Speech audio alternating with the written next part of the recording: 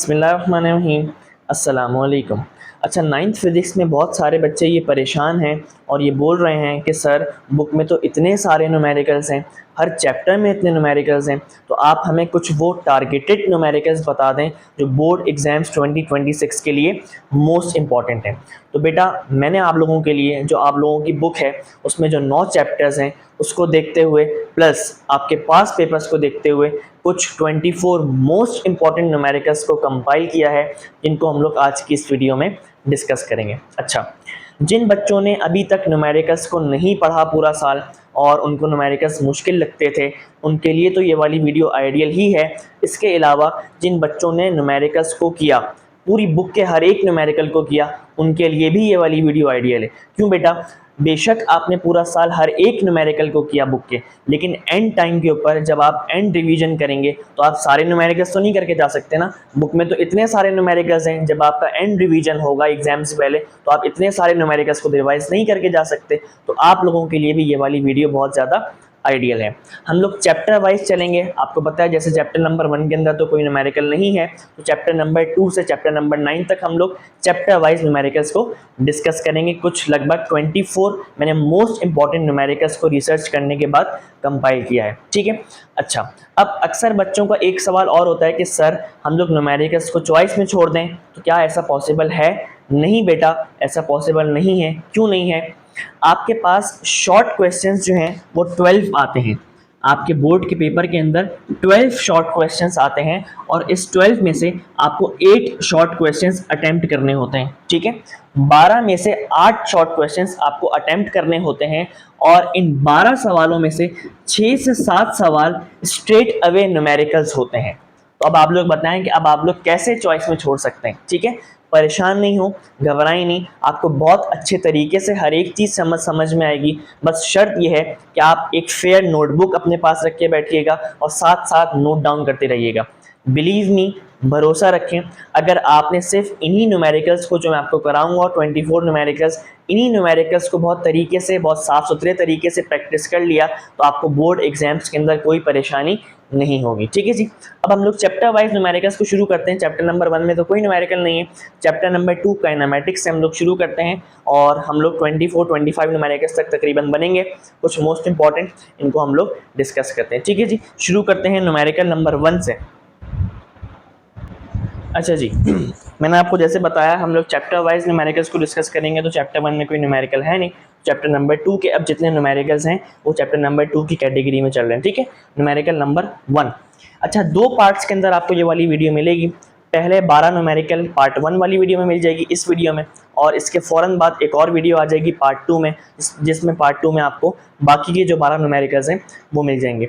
एक ही वीडियो में 24 न्यूमेरिकल्स इसलिए नहीं करा रहा क्योंकि फिर वीडियो की लेंथ बहुत ज़्यादा लेंदी हो जाती है और फिर स्टूडेंट्स को परेशानी होती है देखने में। तो आप लोग तसल्ली से पहले ये वाली वीडियो देख लीजिएगा पार्ट 1, इसके फ़ौरन बाद पार्ट 2 आ जाएगा जिसमें बाकी के 12 न्यूमेरिकल्स आपको मिल जाएंगे इंशाल्लाह। ठीक है। तो numerical number 1, chapter number 2 kinematics के चल रहे हैं सारे numericals. Calculate the acceleration of a बस। ठीक है जी, हम लोगों को एक्सेलरेशन मालूम करनी है। एक्सेलरेशन का सिंबल क्या होता है? ए होता है। ठीक है। That speed up from 20 metre per second to 40 metre per second. वो जो बस है वो बस इनिशियली मतलब शुरू में, वो बस इनिशियली शुरू में 20 मीटर पर सेकेंड की स्पीड या आप वेलोसिटी भी कह सकते हैं, वो बस इनिशियली शुरू में 20 मीटर पर सेकेंड की वेलोसिटी से मूव कर रही थी और बाद में उसकी वेलोसिटी क्या हो गई, मतलब फाइनल वेलोसिटी क्या हो गई, 40 मीटर पर सेकेंड हो गई, मतलब बढ़ गई। ठीक है। इन 8 सेकेंड्स, कितने सेकेंड्स में टाइम आपको दिया हुआ है, कितने सेकेंड्स में? 8 सेकेंड्स में। मतलब आपसे ये कह रहे हैं कि एक बस जो कि इनिशियली शुरू में 20 मीटर पर सेकेंड की वेलोसिटी से या स्पीड से मूव कर रही थी और बाद में उसकी वेलोसिटी या स्पीड क्या हो गई, 40 मीटर पर सेकेंड हो गई, मतलब फाइनल। और उस बस को 20 मीटर पर सेकेंड से 40 मीटर पर सेकेंड तक आने में कितना टाइम लगा? 8 सेकेंड लगे। वो आपको टाइम के मैंने। ठीक है जी। तो वो बस इनिशियली शुरू में किस वेलोसिटी से मूव कर रही है? 20 मीटर पर सेकेंड से। आपको इनिशियल वेलोसिटी दी हुई है उस बस की।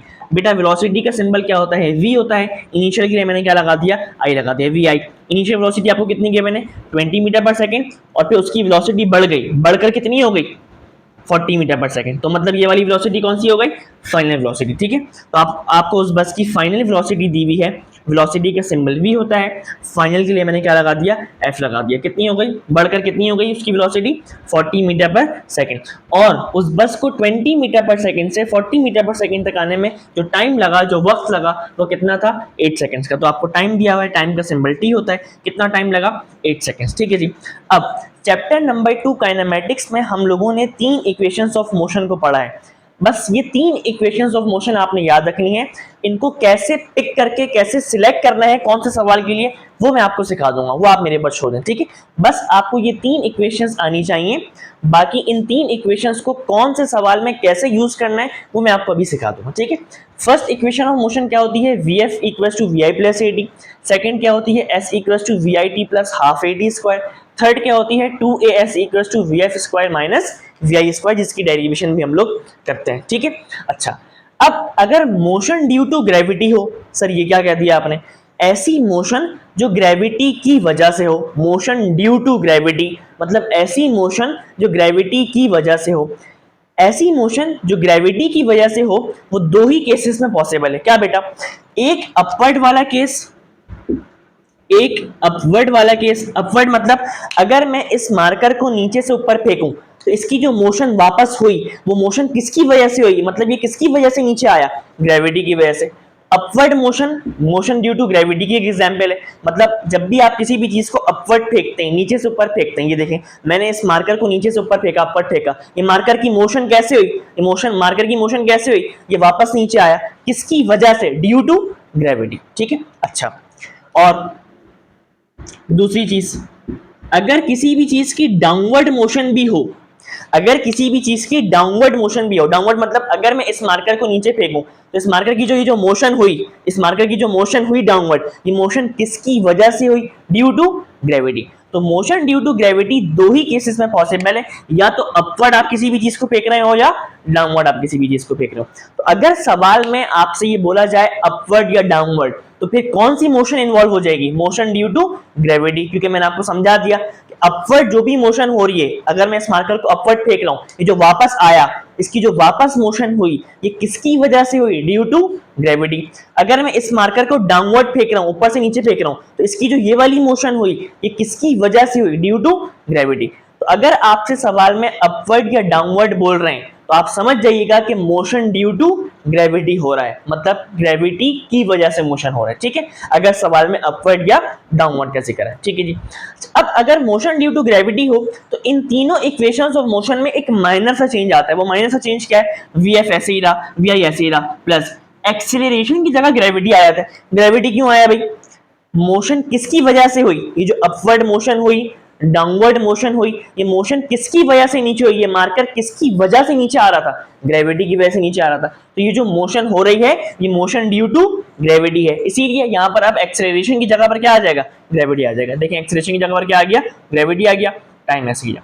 दूसरी इक्वेशन में अब यहाँ पर एस, एस आपको पता है डिस्टेंस को कहते हैं। अब मोशन ड्यू टू ग्रेविटी में एस यानी कि डिस्टेंस का काम नहीं है, हाइट का काम है। हाइट का काम क्यों है, अगर मैं इस मार्कर को अपवर्ड फेंक रहा हूं, अपवर्ड फेंक रहा हूं तो मैंने एक हाइट तक फेंका इसको। ठीक है, अगर मैंने इस मार्कर को अपवर्ड फेंका तो मैंने एक हाइट तक फेंका, हाइट इन्वॉल्व हो गई। डाउनवर्ड में चेक करते हैं, अगर मैं इस मार्कर को डाउनवर्ड फेंक रहा हूं तो मैं एक हाइट से नीचे फेंक रहा हूं इसको। तो अब यहाँ पर मोशन ड्यू टू ग्रेविटी के अंदर डिस्टेंस का काम नहीं है बल्कि किसका काम है, हाइट का काम है। वी आई ऐसे ही रहा, टी ऐसे ही रहा, हाफ ऐसे ही रहा। मैंने आपको बता दिया एक्सेलरेशन यहाँ पर नहीं है, यहाँ पर क्या है, ग्रेविटी की वजह से मोशन हो रही है, मोशन ड्यू टू ग्रेविटी है तो ग्रेविटी आ गया, टी स्क्वायर ऐसे ही रहा। फिर वही बात, टू ऐसे ही रहा, ए यानी कि एक्सेलरेशन की जगह पर क्या आ जाएगा, ग्रेविटी, एस यानी कि डिस्टेंस का काम नहीं है, हाइट का काम है, एच आ गया, वी एफ स्क्वायर ऐसे ही रहा, वी आई स्क्वायर ऐसे ही। कितना आसान है, बस आपको ये 3 इक्वेशंस पता होनी चाहिए। बाकी इन तीनों इक्वेशंस को कैसे यूज करना है, बच्चे अक्सर कंफ्यूज होते हैं कि सर कौन से सवाल में कौन सी यूज करें, वो मैं आपको अभी सिखा दूंगा। ठीक है, फॉर्मूला पिकिंग, फॉर्मूला सिलेक्ट कैसे करते हैं वो मैं आपको अभी सिखा दूंगा। ठीक है जी, अब अपने सवाल की तरफ हम लोग बढ़ते हैं।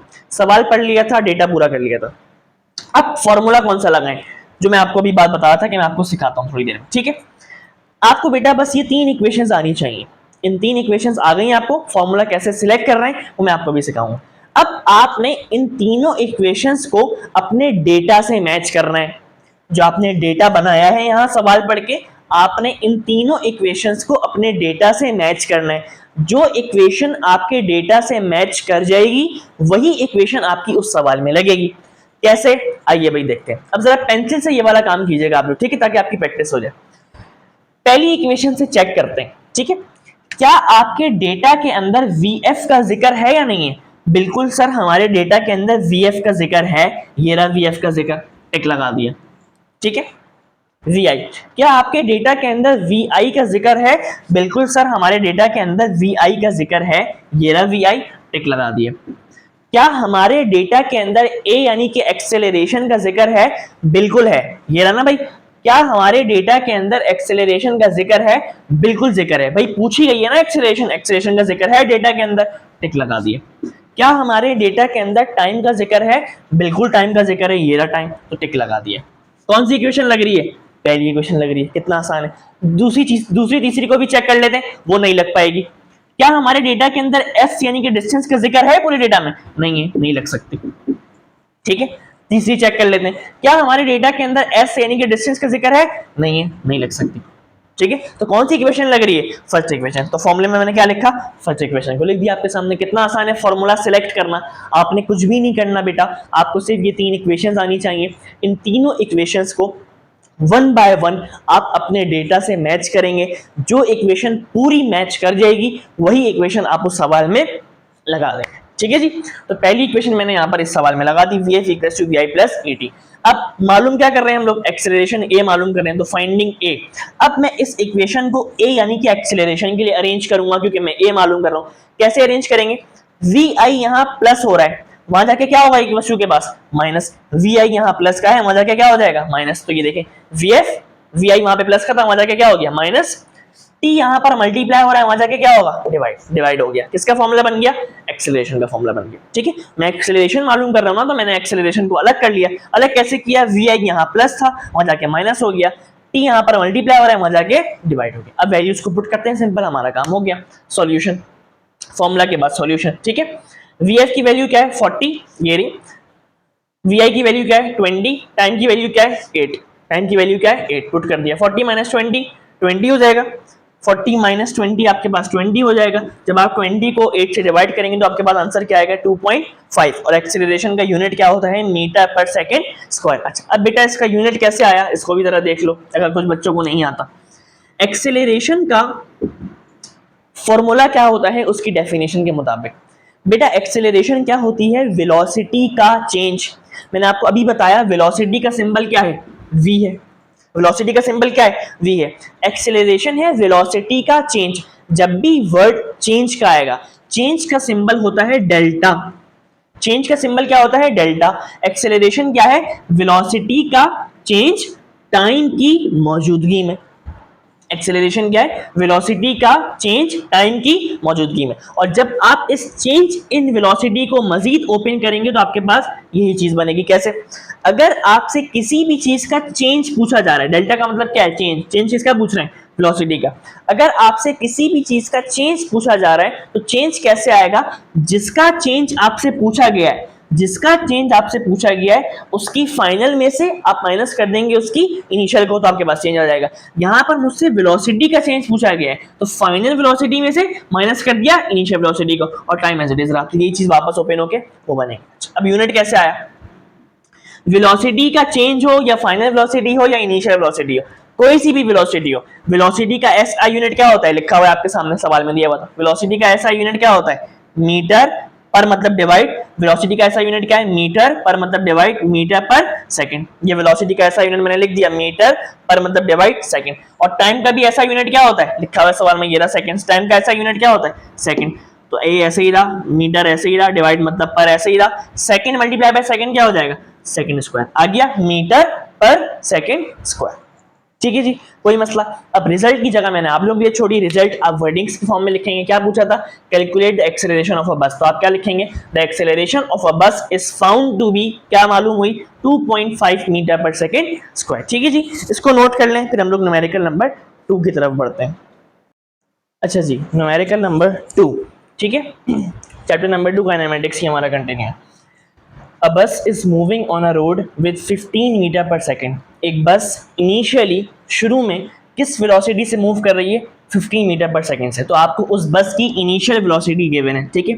इनिशियल वेलोसिटी, वेलोसिटी का सिंबल v होता है, इनिशियल के लिए i लगा दिया। इनिशियल वेलोसिटी क्या गिवन है, 15 metre per second, and its acceleration is 5 metre per second square, और आपको उस बस की एक्सेलरेशन गिवन है 5 metre per second square. Find the final velocity of a बस, आपसे उस बस की फाइनल वेलोसिटी पूछ रहे हैं। फाइनल वेलोसिटी का सिंबल क्या है, vf, ठीक है। आपसे उस बस की फाइनल वेलोसिटी पूछ रहे हैं 6 सेकंड के बाद, आफ्टर 6 सेकंड्स। आपको टाइम दिया हुआ है कितना, 6 सेकंड्स। अच्छा, अब इसमें खैर फॉर्मूला तो पिक करने की जरूरत ही नहीं है, क्यों नहीं है, क्योंकि आपसे डायरेक्ट फाइनल वेलोसिटी पूछ रहे हैं, और फाइनल वेलोसिटी का डायरेक्ट फॉर्मूला हमारे पास ये रहा फर्स्ट इक्वेशन में। लेकिन फिर भी मैं आपको तीनों इक्वेशंस चेक करके बता देता हूं, जो मैंने आपको ट्रिक बताई कि आप वन बाय वन तीनों इक्वेशंस को अपने डेटा से मैच करेंगे। जो इक्वेशन मैच करेगी आप वही इक्वेशन लगाएंगे, चाहे आपके पास कोई सा भी सवाल आए इस चैप्टर नंबर 2 काइनेमेटिक्स से, ठीक है।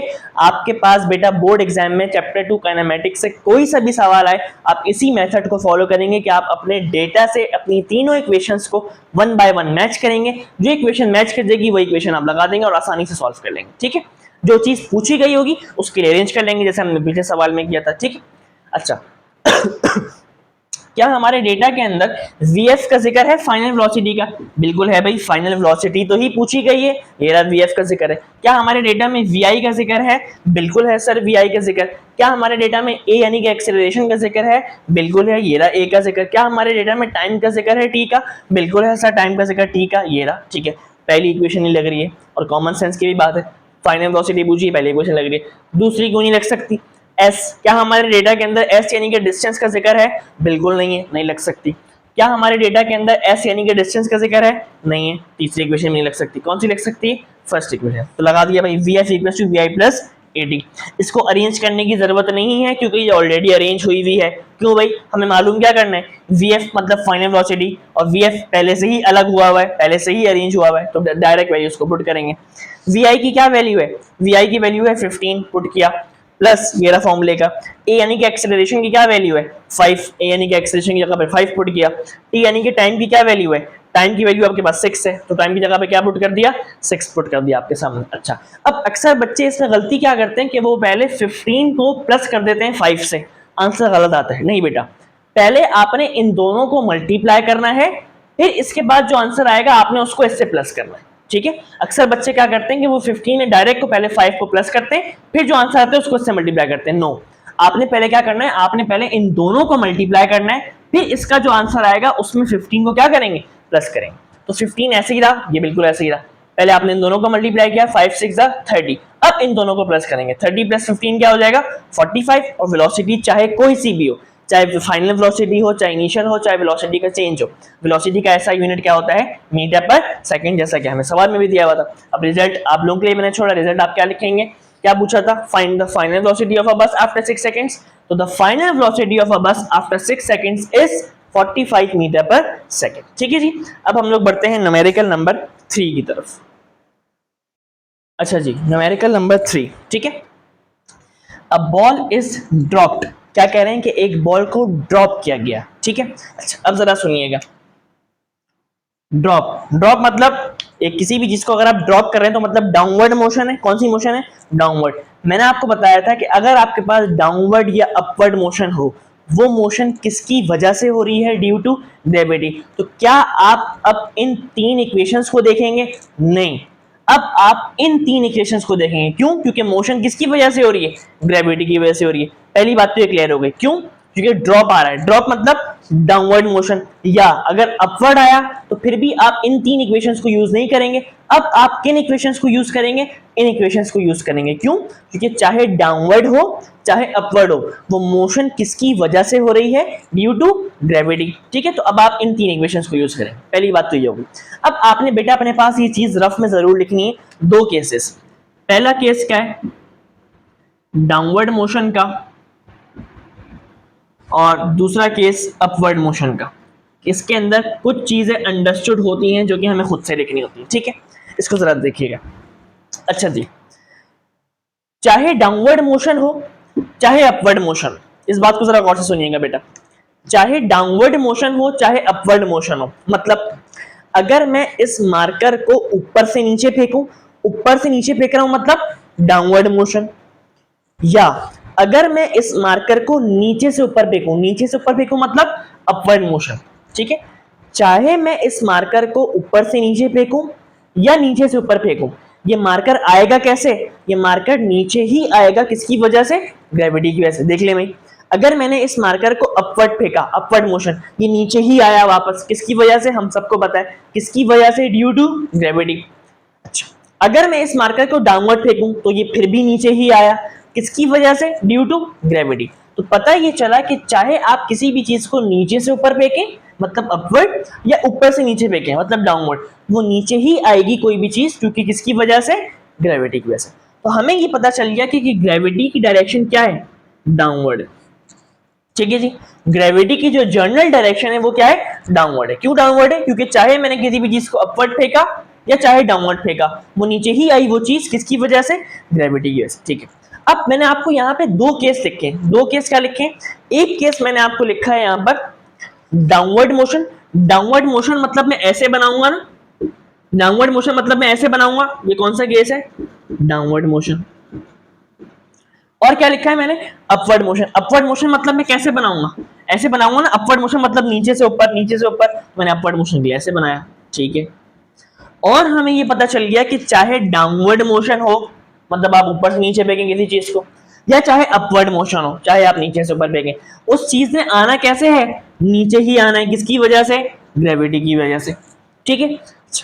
अब अर्थ के ऊपर ग्रेविटी की वैल्यू क्या होती है बेटा? आपको पता है 9.8। अच्छा, अब ग्रेविटी का यूनिट क्या होगा? एक्सेलरेशन की जगह पे ग्रेविटी आया है, तो जो यूनिट एक्सेलरेशन का था वही किसका होगा? ग्रेविटी का। एक्सेलरेशन का यूनिट अभी पीछे देख के आए, क्या था? मीटर पर सेकंड स्क्वायर, तो इसका भी क्या होगा? Metre per second square. चाहे डाउनवर्ड मोशन हो चाहे अपवर्ड मोशन हो, हमें ये पता चल गया कि वो चीज आनी कैसे है? नीचे ही आनी है, किसकी वजह से? ग्रेविटी की वजह से। और अर्थ के ऊपर, अर्थ के सरफेस पर ग्रेविटी की वैल्यू क्या होती है? 9.8 मीटर पर सेकंड स्क्वायर। अब फर्क क्या है? अगर डाउनवर्ड मोशन है तो आपको नजर आ रहा है कि डाउनवर्ड मोशन और ग्रेविटी की डायरेक्शन दोनों सेम है, तो इस सूरत में कि जो ग्रेविटी की वैल्यू है ये प्लस ही रहेगी। लेकिन अगर अपवर्ड मोशन है, अपवर्ड मतलब अगर सवाल में लिखा है कि किसी भी चीज को अपवर्ड फेंका, नीचे से ऊपर फेंका, अगर अपवर्ड मोशन है तो आपको नजर आ रहा है कि अपवर्ड मोशन और ग्रेविटी की डायरेक्शन ये दोनों एक दूसरे के क्या है? ऑपोजिट हैं। और ऑपोजिट के लिए फिजिक्स में आता है माइनस का साइन, और वैल्यू क्या है ग्रेविटी की? 9.8 ही है, ठीक है। बात समझ में आई? अगर सवाल में अपवर्ड लिखा हुआ है तो उस वक्त आप ग्रेविटी की वैल्यू को क्या लेंगे? माइनस। माइनस लेने की क्या वजह हुई? क्योंकि अपवर्ड मोशन और ग्रेविटी की डायरेक्शन दोनों एक दूसरे के क्या है? ऑपोजिट है, और ऑपोजिट के लिए क्या आता है? माइनस आता है, ठीक है। भाई हमें तो ये पता है ना कि चाहे अपवर्ड फेंका चाहे डाउनवर्ड फेंका, आना उसके नीचे ये ग्रेविटी की वजह से, ये तो कंफर्म है। लेकिन डाउनवर्ड मोशन के अंदर ग्रेविटी की वैल्यू को आप पॉजिटिव लेंगे, प्लस में रहेगी। क्यों प्लस में रहेगी? क्योंकि डाउनवर्ड मोशन और ग्रेविटी की डायरेक्शन दोनों सेम है एक दूसरे से, आपको नजर आ रहा है, तो इसलिए प्लस रहेगी।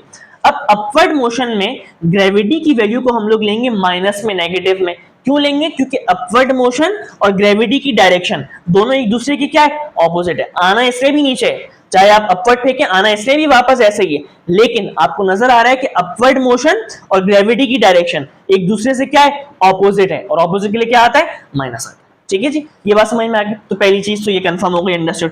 अगर डाउनवर्ड मोशन हुआ तो ग्रेविटी की वैल्यू प्लस ही रहेगी, मतलब 9.8 metre per second square.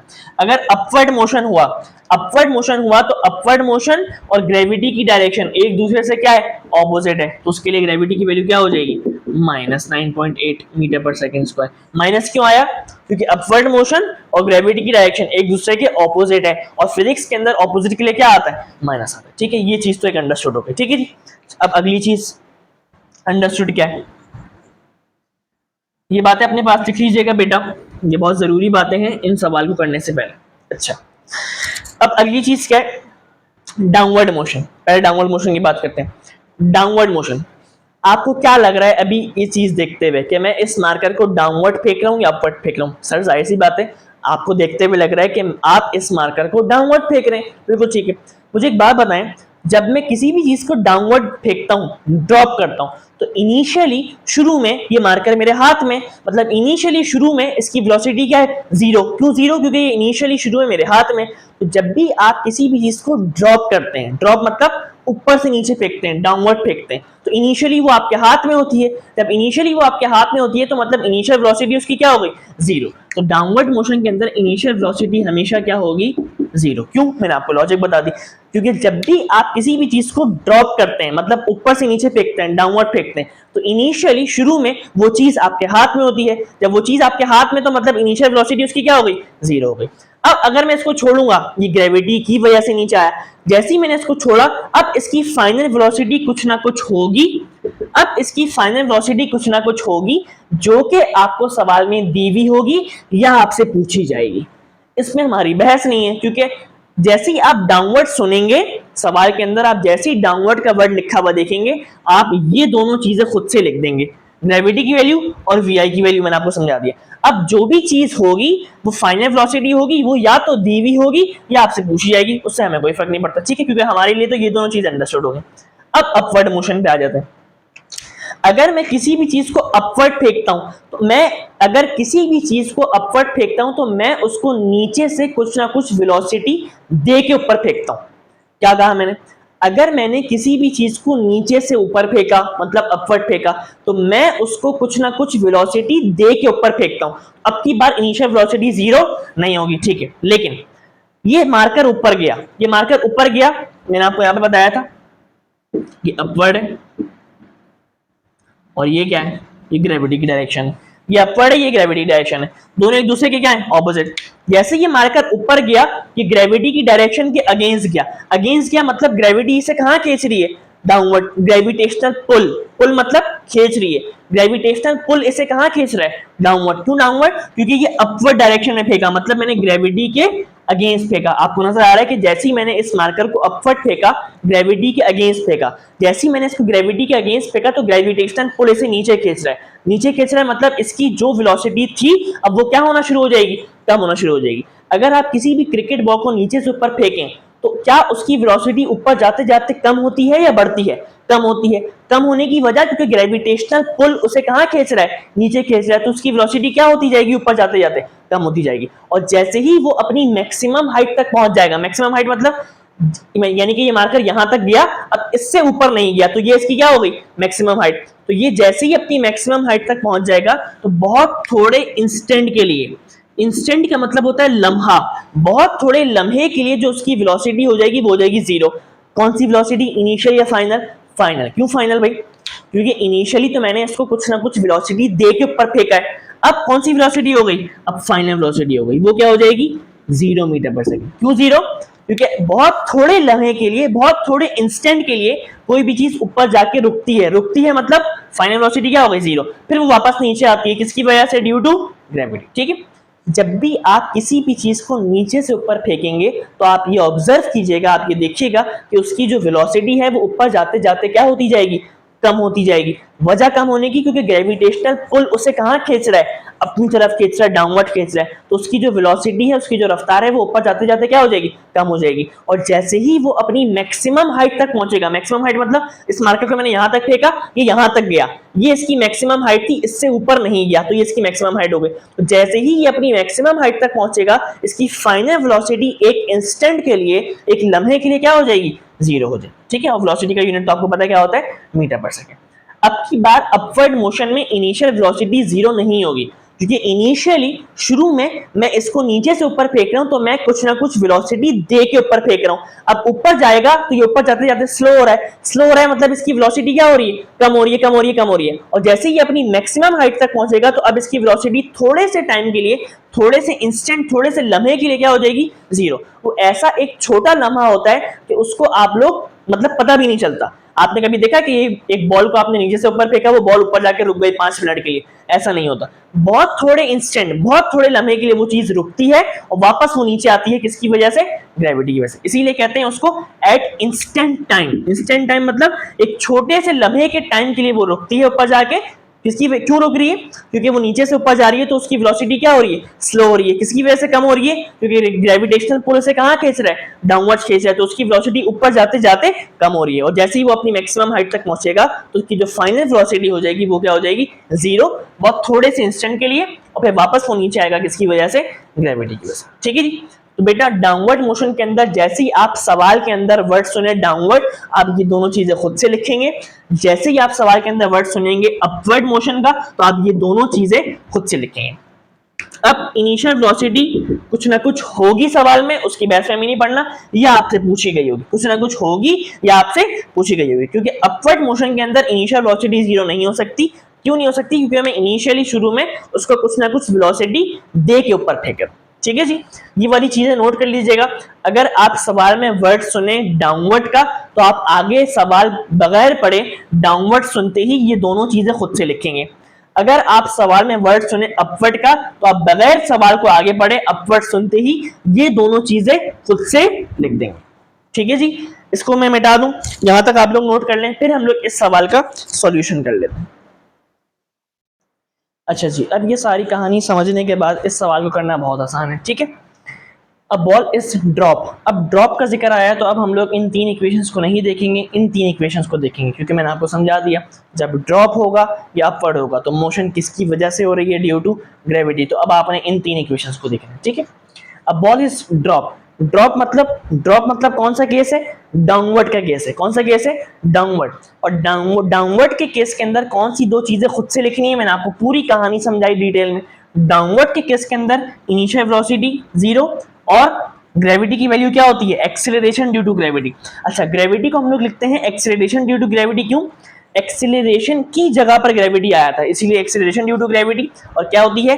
Plus में होती है 9.8, क्योंकि कौन सा केस है? डाउनवर्ड के केस है। क्योंकि डाउनवर्ड और ग्रेविटी इन दोनों की डायरेक्शन क्या होती है? सेम होती है। इन दोनों की डायरेक्शन क्या होती है? सेम, इसीलिए ग्रेविटी की वैल्यू क्या है? पॉजिटिव।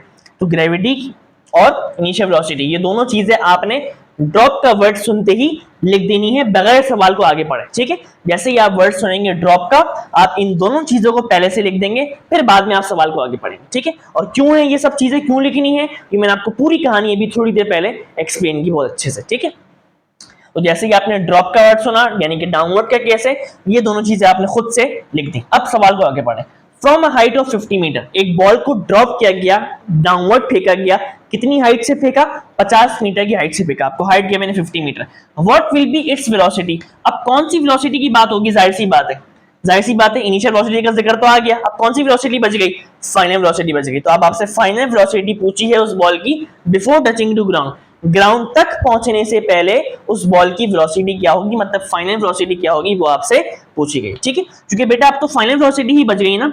ड्रॉप मतलब डाउनवर्ड का वर्ड सुनते ही ये दोनों चीजें हमने खुद से लिख दी। अब इनिशियल तो हो गई, अब कौन सी बच गई? जो वेलोसिटी की बात कर रहे हैं वो कौन सी होगी? फाइनल होगी। और ये हमने लॉजिकली भी देखा कि जब भी आप किसी भी चीज का डाउनवर्ड फेंक रहे हैं तो इनिशियली शुरू में ये मेरे हाथ में, तो मतलब इनिशियल वेलोसिटी इसकी जीरो है।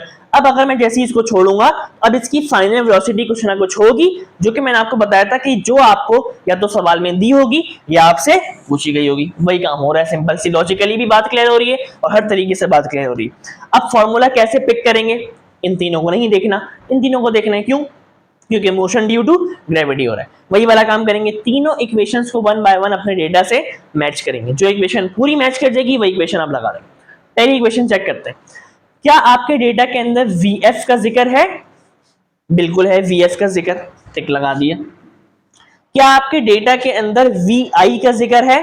बिल्कुल है, वी का जिक्र, टिक लगा दिया। क्या आपके डेटा के अंदर जी यानी कि ग्रेविटी का जिक्र है? बिल्कुल है, ग्रेविटी का जिक्र, ये रहा, जी का जिक्र है, टिक लगा दिया। क्या आपके डेटा में टाइम का जिक्र है? टी का जिक्र है? नहीं है, कहीं पे भी नहीं है, नहीं लग सकती। ठीक है, दूसरी चेक करते हैं, एच मतलब हाइट। क्या आपके डेटा के अंदर एच यानी कि हाइट का जिक्र है? बिल्कुल है, टिक लगा दिया। वी यानी कि इनिशियल वेलोसिटी का जिक्र है? बिल्कुल है, आपको नजर आ रहा है, ये रहा। क्या आपके डेटा में टाइम का जिक्र है? कहीं भी टाइम का जिक्र नहीं है, नहीं लगा सकते। तीसरी चेक करते हैं, टू तो एक नंबर है। क्या आपके डेटा में जी का जिक्र है ग्रेविटी का? बिल्कुल है, आपको नजर आ रहा है, ये रहा, जी का जिक्र है। एच का जिक्र है? बिल्कुल है, एच का जिक्र, ये रहा, हाइट दी हुई आपको। वीएफ का जिक्र है? बिल्कुल है, वीएफ का जिक्र, ये रहा, वीएफ का जिक्र है, वीएफ मालूम कर रहे हैं, वीएफ का जिक्र है। वीआई का जिक्र है? बिल्कुल है, वीआई का जिक्र, ये रहा, टिक लगा दिया। कौन सी इक्वेशन लग रही है? थर्ड इक्वेशन लगी। ठीक है, कितना आसान है पिक करना। आप लोग परेशान होते थे ना, आप लोगों को समझ में नहीं आया होगा कि कौन से सवाल में कौन सा फॉर्मूला यूज करना है, आप लोग परेशानी का शिकार थे। अब ये वाली परेशानी आपकी दूर हो गई। ठीक है, सिंपल आपने इक्वेशंस को अपने डेटा से मैच करना है, जो इक्वेशन मैच कर जाएगी वही इक्वेशन यहाँ पर आप लगा देंगे। तो ये वाली इक्वेशन लग रही है, 2gh equals to vf square minus vi square. Values को पुट करते हैं, 2 ऐसे ही रहा, g की वैल्यू क्या है, ये रही 9.8 मल्टीप्लाई h की वैल्यू क्या है, ये रही 50 गिवन है, h की वैल्यू पुट कर दिया इक्वल्स टू vf स्क्वायर ऐसे ही रहा क्योंकि मालूम कर रहे हैं, माइनस vi कितना गिवन था आपको इनिशियल वेलोसिटी 0, तो vi की जगह पर क्या लिख दिया 0 और इसके ऊपर स्क्वायर आ गया। ठीक है, जब आप इन तीनों को मल्टीप्लाई करेंगे तो क्या आएगा 980 इक्वल्स टू vf का स्क्वायर ऐसे ही रहा माइनस 0 का स्क्वायर क्या होता है 0 ही होता है। अब 0 यहाँ पर माइनस हो रहा है, वहां जाके क्या हो जाएगा प्लस, तो vf स्क्वायर अलग हो गया, 980 ऐसे ही रहा, 0 यहाँ माइनस हो रहा है, वहां जाके क्या हो गया प्लस, 980 में जब आप 0 को प्लस करेंगे तो वो 980 ही रहेगा। अब मुझे vf का स्क्वायर नहीं चाहिए, मुझे खाली vf चाहिए, तो स्क्वायर हटाने के लिए क्या करते हैं, स्क्वायर रूट लेते हैं, बोथ साइड्स के ऊपर आ जाएगा, दोनों साइड में स्क्वायर रूट आ जाएगा, इससे ये कैंसिल हो जाएगा, स्क्वायर से ये रूट कैंसिल हो जाएगा, तो vf कितनी आएगी आपके पास जब आप 980 का रूट निकालेंगे 31.3, और वेलोसिटी चाहे कोई सी भी हो, हमने पीछे भी बहुत बार देख लिया, यूनिट क्या होता है मीटर पर सेकंड। कितना आसान था, बस वो जो मैंने आपको कहानी समझाई ना 10-15 मिनट में, जो अपवर्ड और डाउनवर्ड वाली, अगर आपको वो कहानी समझ में आ गई आप कोई सा भी सवाल ऐसा कर सकते हैं। ठीक है जी, इसको नोट कर लें, फिर हम लोग न्यूमेरिकल नंबर 4 की तरफ बढ़ते हैं। अच्छा जी, numerical number 4 if a body is thrown upward. अब जैसे ही आपने वर्ड देखा अपवर्ड का, अब आपने आगे सवाल को नहीं पढ़ना, क्यों, अपवर्ड का वर्ड देखते ही आप दो चीजें खुद से लिखेंगे, वो दो चीजें क्या है मैंने आपको समझाया था, एक फाइनल वेलोसिटी 0 और एक acceleration due to gravity minus 9.8 metre per second square. Minus में आई क्यों, माइनस में क्यों आई ग्रेविटी की वैल्यू, क्योंकि अपवर्ड के अंदर अपवर्ड मोशन और ग्रेविटी की डायरेक्शन दोनों एक दूसरे के ऑपोजिट होते हैं, और ऑपोजिट के लिए क्या आता है माइनस, की पूरी कहानी एक्सप्लेन कर चुके हैं। जैसे ही आपने वर्ड देखा अपवर्ड का वर्ड देखते ही आपने ये दोनों चीजें खुद से लिख दी, क्योंकि मैंने आपको बताया था ना बेटा, पूरी कहानी डिटेल से बताई, अपवर्ड मोशन के अंदर आप अब की बार इनिशियल वेलोसिटी 0 नहीं होगी, क्योंकि जब भी आप किसी भी चीज को अपवर्ड फेंक रहे हैं तो आप उसको नीचे से कुछ ना कुछ वेलोसिटी दे के फेंक रहे हैं, तो अब की बार इनिशियल वेलोसिटी या तो दी हुई होगी या पूछी गई होगी, लेकिन अपवर्ड मोशन के अंदर अब की बार फाइनल वेलोसिटी क्या हो जाएगी 0। क्यों 0, क्योंकि अपवर्ड मोशन के अंदर आपने उसको नीचे से कुछ ना कुछ इनिशियल वेलोसिटी दे के ऊपर फेंका, जो इनिशियल वेलोसिटी आपने दे के उसको नीचे से ऊपर फेंका है, अब वो अपवर्ड जा रहा है तो वो ऊपर जाते जाते उसकी वेलोसिटी क्या हो जाएगी, कम होती जाएगी, और जैसे ही वो अपनी मैक्सिमम हाइट तक पहुंचेगा उसकी वेलोसिटी क्या हो जाएगी 0, मतलब कौन सी वेलोसिटी हो गई फाइनल, क्योंकि इनिशियल तो जाहिर सी बात है आपने कुछ ना कुछ दे के फेंकी है, वो जो इनिशियल आपने कुछ ना कुछ दे के फेंकी है, अब आपने उसको नीचे से ऊपर फेंका है तो उसकी वेलोसिटी स्लो डाउन हो रही है, कम क्यों हो रही है, क्योंकि ग्रेविटेशनल पुल उसे कहां खींच रहा है, अपनी तरफ खींच रहा है, तो उसकी इनिशियल वेलोसिटी जो आपने दे के फेंका था वो ऊपर जाते जाते क्या हो रही है,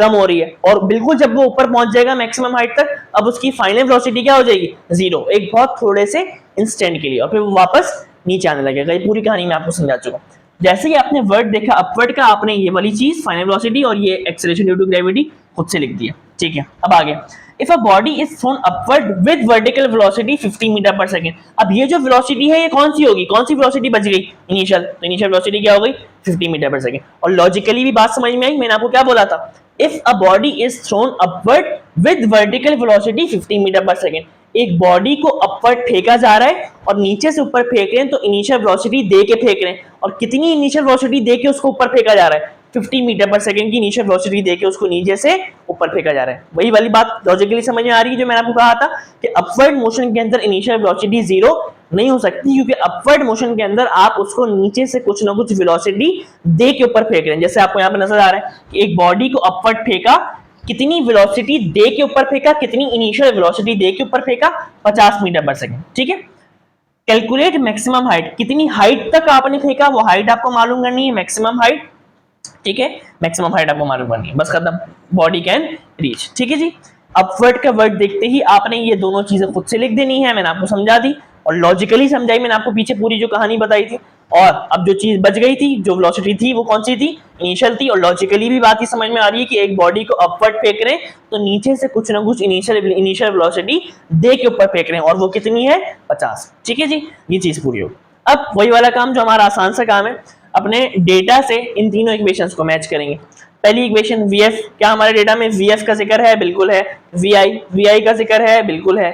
g acceleration due to gravity, इसका जिक्र है, बिल्कुल है, ये रहा। टाइम का जिक्र है, नहीं है, नहीं लगा सकते। दूसरी इक्वेशन चेक कर लेते हैं, h का जिक्र है हमारे डेटा में, बिल्कुल h का जिक्र है, ये रहा, h का जिक्र पूछा गया।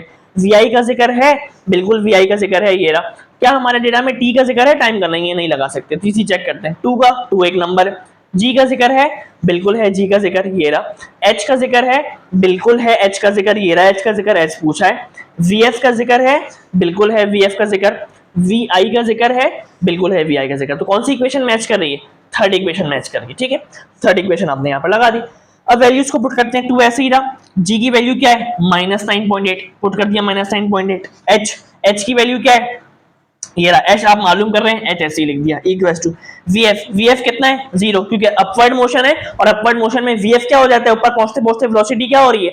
जो इनिशियल वेलोसिटी दे के आपने उसको नीचे से ऊपर फेंका था, वो वेलोसिटी ऊपर जाते जाते क्या हो रही है? कम हो रही है, क्योंकि ग्रेविटेशन पुल से अपनी तरफ खींच रहा है, तो वेलोसिटी स्लो डाउन हो रही है, और बिल्कुल ऊपर पहुंच के मैक्सिमम हाइट पे क्या हो जाएगी? Final velocity 0। तो अब आपके पास वी एफ क्या है? 0, 0 का स्क्वायर हो गया, minus v I. We i कितना गिवन था? कितनी वेलोसिटी दे के आपने उस बॉडी को नीचे से ऊपर फेंका, कितनी इनिशियल वेलोसिटी? 50। तो वी आई कितना आ गया आपके पास? 50 आ गया, और वी आई के ऊपर क्या आ गया? स्क्वायर आ गया। कोई मसला, फॉर्मूले के मुताबिक वैल्यूज को पुट कर दिया। प्लस माइनस, माइनस 2 को जब आप 9.8 से मल्टीप्लाई करेंगे तो क्या आएगा? 19.6। एच ऐसे ही रहा, इक्वल्स टू 0 का स्क्वायर क्या होता है? 0। 50 का स्क्वायर क्या होगा? 2500। अब 0 में से माइनस करेंगे 2500 तो क्या आएगा? -2500। क्यों? क्योंकि बड़े का साइन आता है, आपको पता है, ये आ गया, ठीक है जी। अब h निकालना है, मैंने क्या निकालना है? h निकालना है मैक्सिमम हाइट की, कितनी हाइट तक उसको फेंका था, हाइट निकालनी है आपको। तो माइनस का 19.6 यहाँ पर मल्टीप्लाई हो रहा है, तो वहां जाके क्या हो जाएगा? डिवाइड, ठीक है। अब अक्सर बच्चे ये बोलते हैं कि वहां पे क्या, तो उसका साइन क्यों नहीं बदला, इसीलिए मैंने पूरा जुमला कहा।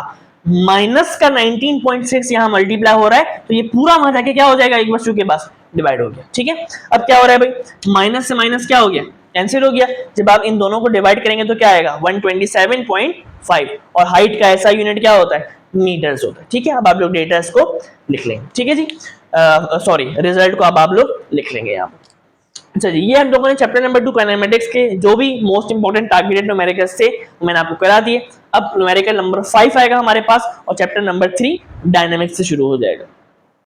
अच्छा जी, न्यूमेरिकल नंबर 5 और यहाँ से चैप्टर नंबर 3 डायनामिक्स शुरू हो जाता है, ठीक है। An empty car has 1200 kilogram mass. एक खाली गाड़ी है, और उस खाली गाड़ी का आपको वजन दिया हुआ है, मास दिया हुआ है कितना? 1200 किलोग्राम, ठीक है। Its engine can produce acceleration of 4 metre per second square.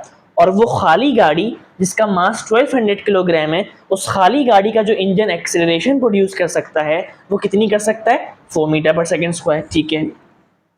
If 300 kg load is added to mass by passengers and luggage। अब मैंने क्या किया? अब मैंने उस खाली गाड़ी जिसका मास 1200 किलोग्राम था, अब मैंने उस खाली गाड़ी के अंदर कुछ लोगों को और कुछ सामान को रख दिया।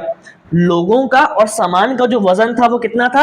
300 kg था। तो अब उस गाड़ी का मास क्या हो जाएगा? If 300 kg load is added, इस खाली गाड़ी का जो मास था 1200 किलोग्राम, आप इसमें ऐड कर देंगे, मतलब प्लस कर देंगे। क्या प्लस करेंगे? पैसेंजर्स और लगेज का मास, वो कितना था? 300 केजी। तो अब उस भरी हुई गाड़ी का, अब उस लोडेड गाड़ी का टोटल मास क्या बनेगा? 1200 प्लस 300 क्या हो जाएगा? 1500। भाई पहले उस खाली गाड़ी का जो वजन था वो कितना था?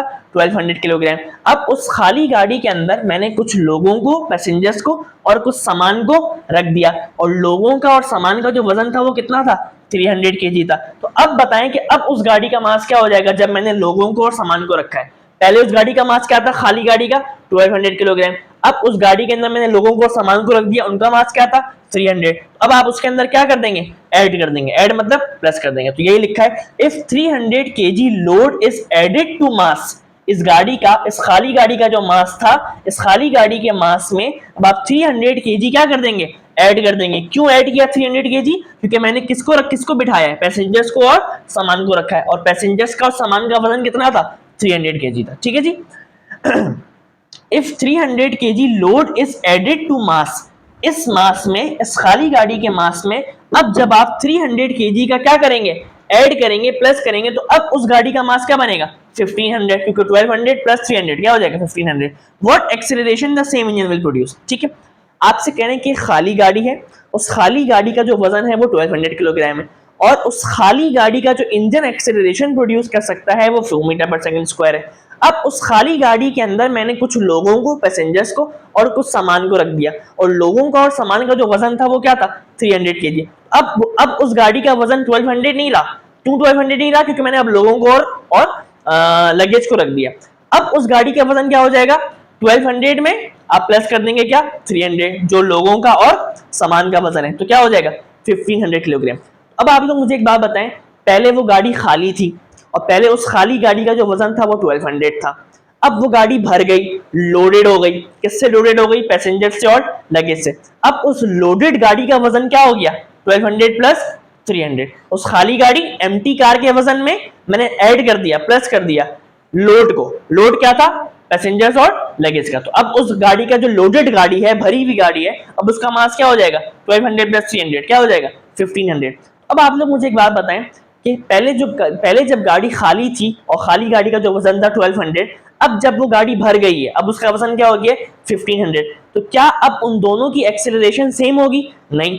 पहले जो खाली गाड़ी थी जिसका मास 1200 था, उसकी acceleration 4 metre per second square थी, जो हमें दी हुई है। अब जब उस गाड़ी को मैंने भर दिया लोगों से और लगेज से, अब उस गाड़ी का वजन क्या हो गया? 1500 किलोग्राम हो गया। तो अब उस गाड़ी की एक्सेलरेशन वो नहीं रहेगी जो पहले थी, क्योंकि अब वो गाड़ी भर गई है, लोडेड हो गई है। अब उस गाड़ी की एक्सेलरेशन कुछ और होगी जो आपसे पूछी गई है। तो इसीलिए यहां पर ये लिखा है what acceleration the same engine will produce. अब आप उस वक्त एक्सेलरेशन बताएं उस गाड़ी की जब उस गाड़ी के अंदर मैंने लोगों को और लगेज को रख दिया है। ठीक है जी। तो what acceleration the same engine will produce. तो अब आपसे उस वक्त एक्सेलरेशन पूछ रहे हैं जब वो गाड़ी लोडेड हो गई है। किससे लोडेड हो गई है? पैसेंजर से और लगेज से। ठीक है। खाली गाड़ी की तो एक्सेलरेशन आपको दी हुई थी 4 मीटर पर सेकंड स्क्वायर। अब आपसे किसकी एक्सेलरेशन पूछ रहे हैं? जब उस गाड़ी को क्या कर दिया गया है? लोडेड कर दिया गया है पैसेंजर से और लगेज से। तो अब आपसे उस वक्त एक्सेलरेशन पूछ रहे हैं what acceleration the same engine will produce. ठीक है। डेटा बनाना शुरू करते हैं। मास ऑफ एम्प्टी कार, जब वो गाड़ी खाली थी तो उस खाली गाड़ी का आपको मास दिया हुआ था, इसको m1 कर देते हैं क्योंकि भरी हुई गाड़ी का भी मास है ना, तो उसको m2 कर देंगे। मास ऑफ एम्प्टी कार, जब वो गाड़ी खाली थी तो उस एम्प्टी कार का जो आपको मास था उसको m1 कर दिया। कितना था? 1200 किलोग्राम। और वो खाली गाड़ी एम्प्टी कार उस वक्त कितनी एक्सेलरेशन प्रोड्यूस कर सकती थी? Acceleration of an empty car, खाली गाड़ी की एक्सेलरेशन क्या थी? A1 कह देते हैं। A1 क्यों? क्योंकि अगली वाली A2 वाली आपसे पूछी गई है। ठीक है। जब उस गाड़ी को भर दिया गया था, लोड कर दिया गया था, तो उस वक्त आपसे एक्सेलरेशन पूछी गई है, उसको A2 कर देंगे। तो उस वक्त जब वो गाड़ी खाली थी, एम्प्टी थी, तो उस वक्त उस गाड़ी की एक्सेलरेशन क्या थी? 4 metre per second square, A1 कर दिया। मास ऑफ लोडेड कार, अब उस गाड़ी को जब मैंने लोडेड कर दिया, किससे लोडेड कर दिया? पैसेंजर से और लगेज से। तो अब उस गाड़ी का जो नया मास है M2, वो क्या हो जाएगा? 1500 किलोग्राम। 1500 क्यों?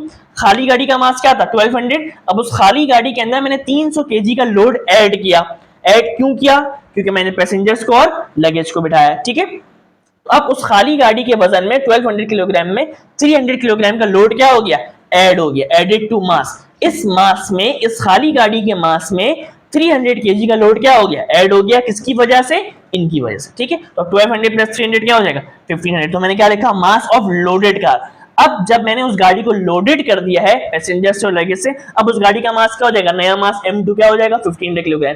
और अब वो गाड़ी क्या एक्सेलरेशन प्रोड्यूस करेगी? A2, जो आपसे पूछी गई है, acceleration of the loaded car. अब जब मैंने उस गाड़ी को लोडेड कर दिया है पैसेंजर से और लगेज से, तो अब उसका मास 1200 नहीं रहा, बल्कि क्या हो गया? 1500 हो गया। तो अब उसकी एक्सेलरेशन भी 4 नहीं रहेगी, बल्कि क्या हो जाएगी? कुछ और हो जाएगी, जो कि आपसे पूछी गई। ठीक है जी। Acceleration of the loaded car, जब उस गाड़ी को लोडेड कर दिया गया तो उस वक्त आपसे एक्सेलरेशन पूछी गई है, जिसको मैंने A2 कर। ठीक है जी। बहुत आसान सवाल है। न्यूटन चचा के सेकंड लॉ के मुताबिक, न्यूटन चचा के सेकंड लॉ के मुताबिक F बराबर होता है ma के। हम सबको पता है F इक्वल्स टू ma। अब सॉल्यूशन में आते हैं। हमें मालूम करनी है A2। क्या मालूम करनी है? A2। A2 वो एक्सेलरेशन है जब उस गाड़ी को क्या कर दिया गया है? लोड कर दिया गया। ठीक है। तो F का फॉर्मूला है ma। मुझे A2 चाहिए तो क्या रखूंगा? F इक्वल्स टू, जब मुझे A2 चाहिए तो मास भी कौन सा वाला होगा? M2 वाला होगा। जब मुझे A2 चाहिए तो मास भी कौन सा वाला होगा? M2 वाला होगा। इसलिए मैंने यहाँ पर ये लिख दिया। अब इसके अंदर मसला ये है, A2 हम लोग मालूम कर रहे हैं, M2 वाला मास आपको दिया हुआ है और F हमें नहीं पता सवाल में कहीं पे भी। अब इस सवाल के अंदर मसला ये हो गया कि सबसे पहले मुझे F मालूम करना पड़ेगा। क्या मालूम करनी पड़ेगी? फोर्स मालूम करनी पड़ेगी। कोई मसला नहीं है, कर सकते हैं, फोर्स भी मालूम। फोर्स का फॉर्मूला क्या है? F equals to ma। अब आपको सवाल में M1 भी दिया हुआ है और A1 भी दिया हुआ है। भाई फोर्स का फॉर्मूला क्या है? F equals to ma। M1 रखूंगा। जब मैंने M1 रखा, जब मास M1 था तो एक्सेलरेशन भी कौन सी वाली रखनी पड़ेगी? A1 वाली, क्योंकि M1 कौन सा मास था? खाली गाड़ी का मास था। और A1 भी कौन सी एक्सेलरेशन थी? खाली गाड़ी वाली एक्सेलरेशन थी। m1 खाली गाड़ी का मास था और a1 भी कौन सी एक्सेलरेशन थी, खाली गाड़ी वाली थी, जैसे मैंने ये रख दिया। अब आपको नजर आ रहा है कि यहां से मैं f मालूम कर सकता हूं, बिल्कुल m1 भी पता है, ये रहा, a1 भी पता है, ये रहा। यहाँ पे नहीं हो सकता था क्योंकि यहाँ पे तो हम लोग ऑलरेडी a2 मालूम कर रहे हैं, वो एक्सेलरेशन मालूम कर रहे हैं जब उस गाड़ी को लोडेड कर दिया गया था। यहां से मैं f मालूम कर सकता हूँ, f इक्वल टू ऐसे ही रहा, m1 क्या था, खाली गाड़ी का मास क्या था 1200, ये रख दिया। जब m1 खाली गाड़ी का मास है तो एक्सेलरेशन भी खाली गाड़ी वाली होनी चाहिए, इसीलिए a1, और a1 आपको नजर आ रहा है कौन सी एक्सेलरेशन है, खाली गाड़ी वाली, कितनी थी 4। जब आप इन दोनों को मल्टीप्लाई करेंगे तो क्या आएगा 4800, और फोर्स का यूनिट क्या होता है, न्यूटन। अब यहाँ से फोर्स की वैल्यू आ गई, अब इसको यहाँ पर मैं पुट कर सकता हूँ, मेरे पास a2 आराम से आ जाएगा, ठीक है। अब यहाँ पे यही फॉर्मूला दोबारा से लिख दिया, F equals to m2 a2, भाई F का फॉर्मूला है ma, मुझे a2 चाहिए, a2 कौन सी एक्सेलरेशन है, लोडेड कार की, तो मास भी कौन सा वाला होगा, लोडेड कार वाला मास होगा, ठीक है, जब उस गाड़ी को लोडेड कर दिया गया था पैसेंजर से और लगेज से, ठीक है। मुझे असल a2 चाहिए, F तो मुझे मालूम करना पड़ गया मजबूरी में, a2 चाहिए तो a2 के लिए अरेंज करेंगे, m2 यहां पर मल्टीप्लाई हो रहा है, वहां जाके क्या हो जाएगा, डिवाइड, आपको नजर आ रहा है, ठीक है। अब मुझे a2 चाहिए, a2 कौन सी एक्सेलरेशन है, जब उस गाड़ी को क्या कर दिया गया है, लोड कर दिया गया, a2 चाहिए। f फोर्स आपने अभी पीछे मालूम करी, क्या आई 4800 डिवाइड बाय m2 क्या है, लोडेड गाड़ी का मास, और कितना था लोडेड गाड़ी का मास 1500 किलोग्राम, ठीक है। खाली गाड़ी का मास 1200 था, जब उस खाली गाड़ी के अंदर मैंने लोड को ऐड किया पैसेंजर से और लगेज से, तो क्या हो गया 1200 प्लस 300, क्या हो गया 1500। तो यहाँ पर आपने m2 की जगह पर क्या पुट कर दिया 1500। जब आप इन दोनों को डिवाइड करेंगे तो आपके पास आंसर क्या आएगा 3.2, और एक्सेलरेशन का यूनिट हम लोग पीछे बहुत बार डिस्कस करके हैं, क्या होता है मीटर पर सेकंड स्क्वायर। अब आपको फर्क नजर आया, जब वो गाड़ी खाली थी तो उस खाली गाड़ी के अंदर एक्सेलरेशन ज्यादा थी, 4 थी। अब जब उस गाड़ी के अंदर वजन ज्यादा हो गया, 1200 था, अब क्या हो गया 1500 हो गया, तो अब उस गाड़ी की एक्सेलरेशन क्या हो गई, कम हो गई, 4 से कम होकर क्या हो गई 3.2 हो गई। क्यों कम हो गई, क्यों कम हो गई, क्योंकि उस गाड़ी का क्या बढ़ गया, वजन बढ़ गया। कैसे बढ़ गया, क्योंकि मैंने पैसेंजर्स को और लगेज को रख दिया उस गाड़ी के, ठीक है। अब आपको वाज़ेह फर्क यहाँ से नजर आ रहा है। रिजल्ट आप लोग लिख लीजिएगा वर्डिंग्स की फॉर्म में जो हम लोगों ने आंसर निकाला है। अब हम लोग बढ़ते हैं न्यूमेरिकल नंबर 6 की तरफ। अच्छा जी, next numerical number 6, chapter number 3 dynamics ही चल रहा है, ठीक है। A car is running on a circular part of highway, ठीक है जी, एक हाईवे है और हाईवे का एक सर्कुलर रास्ता है, ठीक है, और इस सर्कुलर रास्ते के ऊपर वो कार क्या कर रही है, मूव कर रही है। एक गाड़ी है और वो गाड़ी इस सर्कुलर रास्ते पे क्या कर रही है, मूव कर रही है, ठीक है। A car is running on a circular part of highway having about 1000 metre radius, और इस सर्कुलर पाथ का तो रेडियस क्या होता है, ये सेंटर है सर्कल का, सेंटर से लेकर यहाँ तक का फासला क्या है, रेडियस, ठीक है।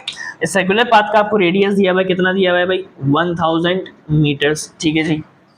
The mass of car is 600 kilogram, जो गाड़ी मूव कर रही है उस गाड़ी का जो मास है वो क्या है, उस गाड़ी का मास क्या है 600 किलोग्राम, उस गाड़ी का वजन 600 किलोग्राम है। And its velocity is 72 kilometre per hour, और वो गाड़ी किस वेलोसिटी किस रफ्तार से मूव कर रही है 72 किलोमीटर पर आवर, ठीक है। आपको मालूम क्या करना है, सेंटीपिटल फोर्स, उस गाड़ी की सेंटीपिटल फोर्स क्या होती है, सेंटीपिटल फोर्स, ये गाड़ी इस सर्कुलर पाथ में मूव कर रही है तो सेंटीपिटल फोर्स क्या है, वो फोर्स जो इस गाड़ी को सेंटर की तरफ खींच रही है, इस सर्कल के, वो फोर्स जो इस गाड़ी को सर्कल के सेंटर की तरफ खींच के रख रही है ताकि ये गाड़ी आराम से क्या कर सके, रिवॉल्व कर सके, ठीक है। सेंटीपिटल का मतलब ही यही होता है टुवर्ड्स द सेंटर, इसे आप कहते हैं सेंटीपिटल फोर्स मालूम करनी है और आपको सेंटीपिटल एक्सीलरेशन मालूम करनी है, ठीक है जी। अच्छा, डेटा बनाना शुरू कर देते हैं। रेडियस दिया हुआ है आपको, रेडियस को आर से शो करते हैं 1000 मीटर, मास दिया हुआ है उस गाड़ी का एम से शो करते हैं 600 किलोग्राम, आपको वेलोसिटी दी हुई है किस रफ्तार से मूव कर रही है 72 किलोमीटर पर आवर। अब यहाँ पे एक मसला है, हमने पीछे पढ़ा कि वेलोसिटी का एसआई यूनिट क्या होता है, मीटर पर सेकंड, वेलोसिटी का एसआई यूनिट क्या होता है, मीटर पर सेकंड। देखिए यहाँ पर हमें क्या दिया, किलोमीटर पर आवर, ठीक है, क्या दिया हुआ किलोमीटर पर आवर। अब वेलोसिटी का एसआई यूनिट होता है मीटर पर सेकंड, हमें दिया हुआ है किलोमीटर पर आवर, मतलब किलोमीटर से मुझे मीटर में जाना है, आर से कहाँ जाना है, सेकंड में जाना है, ठीक है। अब जरा इसकी कन्वर्जन बेटा जरा गौर से देख लीजिएगा, ठीक है। आपको दिया हुआ है 72 किलोमीटर पर आवर, अच्छा ठीक है, 72 ऐसे ही लिखा, 72 और किलोमीटर के बीच में कोई साइन नहीं है तो किसकी साइन है, मल्टीप्लाई की साइन लगा दिया, मल्टीप्लाई, कोई मसला। 72 और किलोमीटर के बीच में कोई साइन नहीं है तो मल्टीप्लाई लगा दिया। किलोमीटर से कहाँ जा रहा हूँ आपके सामने, मीटर में, क्योंकि मीटर पर सेकंड ऐसा यूनिट होता है, किलोमीटर से मीटर में जा रहा हूँ। 1 किलोमीटर के अंदर कितने मीटर होते हैं 1000, लिख दिया। अब यहां तक कहानी सॉल्व हो गई, यहां तक कहानी सॉल्व हो गई। अब क्या डला हुआ है, पर मतलब डिवाइड लगा दिया। आर से कहां जा रहा हूं, सेकंड में जा रहा हूं। आर से छोटा यूनिट क्या होता है, मिनट। मिनट से छोटा यूनिट क्या होता है, सेकंड। सेकंड तक ही हमने जाना है, आर से सेकंड में जाना है, तो आर से छोटा यूनिट मिनट, मिनट से छोटा यूनिट क्या होता है, सेकंड। एक आर के अंदर, एक घंटे के अंदर मिनट कितने होते हैं, 60। एक मिनट के अंदर सेकंड कितने होते हैं, 60। बस खत्म। ऐसे ये पूरी कन्वर्जन होगी। ठीक है बेटा, मैंने आपको बड़ा स्टेप बाय स्टेप समझा, यही पूरी कहानी यहाँ पर लिखी हुई है। जब आप इसको सॉल्व कर लेंगे तो आपके पास क्या आ जाएगी, वेलोसिटी 20 मीटर पर सेकंड। ठीक है, मीटर पर सेकंड, जो कि उसका क्या होता है, एसआई यूनिट होता है। ठीक है जी, ये कन्वर्जन मैंने आपको यहां से समझा। अच्छा, यहां तक ये हो गया। अब सेंटीमीटर फोर्स मालूम कर रहे हैं, सेंटीमीटर फोर्स मालूम कर रहे हैं। फोर्स का सिंबल एफ होता है, सेंटीमीटर के लिए क्या लगा दिया मैंने, छोटा सा सी लगा दिया। सेंटीमीटर एक्सेलरेशन मालूम कर रहे हैं, एक्सेलरेशन का सिंबल ए होता है, सेंटीमीटर के लिए मैंने छोटा सा सी लगा दिया। ठीक है जी, सेंटीमीटर फोर्स का एक ही फॉर्मूला लिखा हुआ है आपकी बुक के अंदर, क्या फॉर्मूला है, mv²/r। ठीक है जी, अब पहले सेंटीमीटर फोर्स वाला मामला हल कर लेते हैं, फिर मैं आपको सेंटीमीटर एक्सेलरेशन समझा दूंगा। ठीक है जी, सेंटीमीटर फोर्स का एक ही फॉर्मूला है mv²/r। इसको पुट करेंगे यहाँ पर, m की वैल्यू क्या है, मास की वैल्यू क्या है, 600, पुट कर दिया फॉर्मूले में। v की वैल्यू क्या है, एसआई यूनिट में कन्वर्ट होने के बाद वाली वैल्यू रखेंगे ये। ठीक है, क्या आई थी 20, तो v की जगह पे क्या रखा 20, इसका स्क्वायर आ गया। r की वैल्यू क्या है, रेडियस क्या था 1000, पुट कर दिया। अब सबसे पहले आपने 20 का स्क्वायर निकालना है, फिर उसको मल्टीप्लाई करना है इससे, फिर जो आंसर आएगा उसको डिवाइड करेंगे 1000 से, तो आपके पास फोर्स क्या आ जाएगी, सेंटीमीटर फोर्स 240। फोर्स चाहे कोई सी भी हो, फोर्स का यूनिट क्या होता है, न्यूटन। ये सेंटीमीटर फोर्स वाली कहानी होगी। अब सेंटीमीटर एक्सेलरेशन वाली कहानी देख लेते हैं जरा। अब न्यूटन चचा के सेकंड लॉ के मुताबिक फोर्स का फॉर्मूला क्या होता है, F=ma। जब एक्सेलरेशन सेंटीमीटर होगी तो फोर्स भी कौन सी होगी, सेंटीमीटर होगी। जब एक्सेलरेशन सेंटीमीटर वाली है तो फोर्स भी कौन सी वाली होगी, सेंटीमीटर वाली होगी। मालूम क्या कर रहे हैं, सेंटीमीटर एक्सेलरेशन AC मालूम कर रहे हैं आपके सामने, इसके लिए अरेंज करेंगे। m यहाँ मल्टीप्लाई हो रहा है, वहां जाके क्या होगा, डिवाइड हो जाएगी। ये आपके सामने आपको नजर आ रहा है, ये फॉर्मूला ऐसे लिखा हुआ है यहाँ पे, ये देख लें, सेम आपके सामने आपको नजर आ रहा है। ठीक है जी, अब वैल्यूज को पुट करते हैं। FC मतलब सेंटीमीटर फोर्स अभी मालूम की, क्या आई 240, और उस गाड़ी का मास तो आपको दिया हुआ ही था कितना, 600। जब आप इन दोनों को डिवाइड करेंगे तो आपके पास सेंटीमीटर एक्सेलरेशन क्या आ जाएगी, 0.4, और एक्सेलरेशन चाहे कोई सी हो उसका यूनिट भी क्या होता है, मीटर पर सेकंड स्क्वायर। कैसे आया ये हमने पीछे बनाना सीख चुके हैं। ठीक है, अब आप लोग रिजल्ट डाल के वर्डिंग्स में इन दोनों का रिजल्ट लिख देंगे। ठीक है जी, अब हम लोग बढ़ते हैं न्यूमेरिकल नंबर 7 की तरफ। अच्छा जी, next numerical number 7, find the force that stop a car. अब जरा इस बात को गौर से समझना है आपने, आपको वो फोर्स मालूम करनी है जो एक गाड़ी को रोक दे।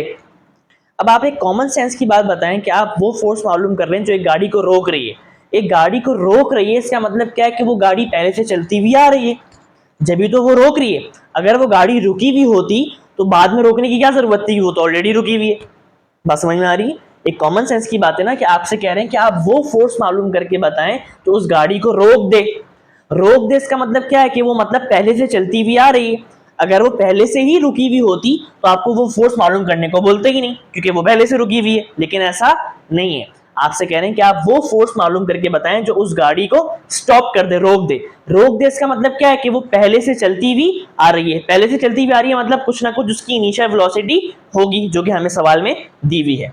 Find the force that stop a car of 1000 kilogram mass. उस गाड़ी का जो मास है वो क्या है, 1000 किलोग्राम है। From its velocity of 72 kilometre per hour. यही बात आपको मैंने बताई, वो गाड़ी इनिशियली शुरू में किस वेलोसिटी, किस रफ्तार से मूव करती हुई आ रही थी, 72 किलोमीटर पर आवर की वेलोसिटी से मूव करती हुई आ रही थी।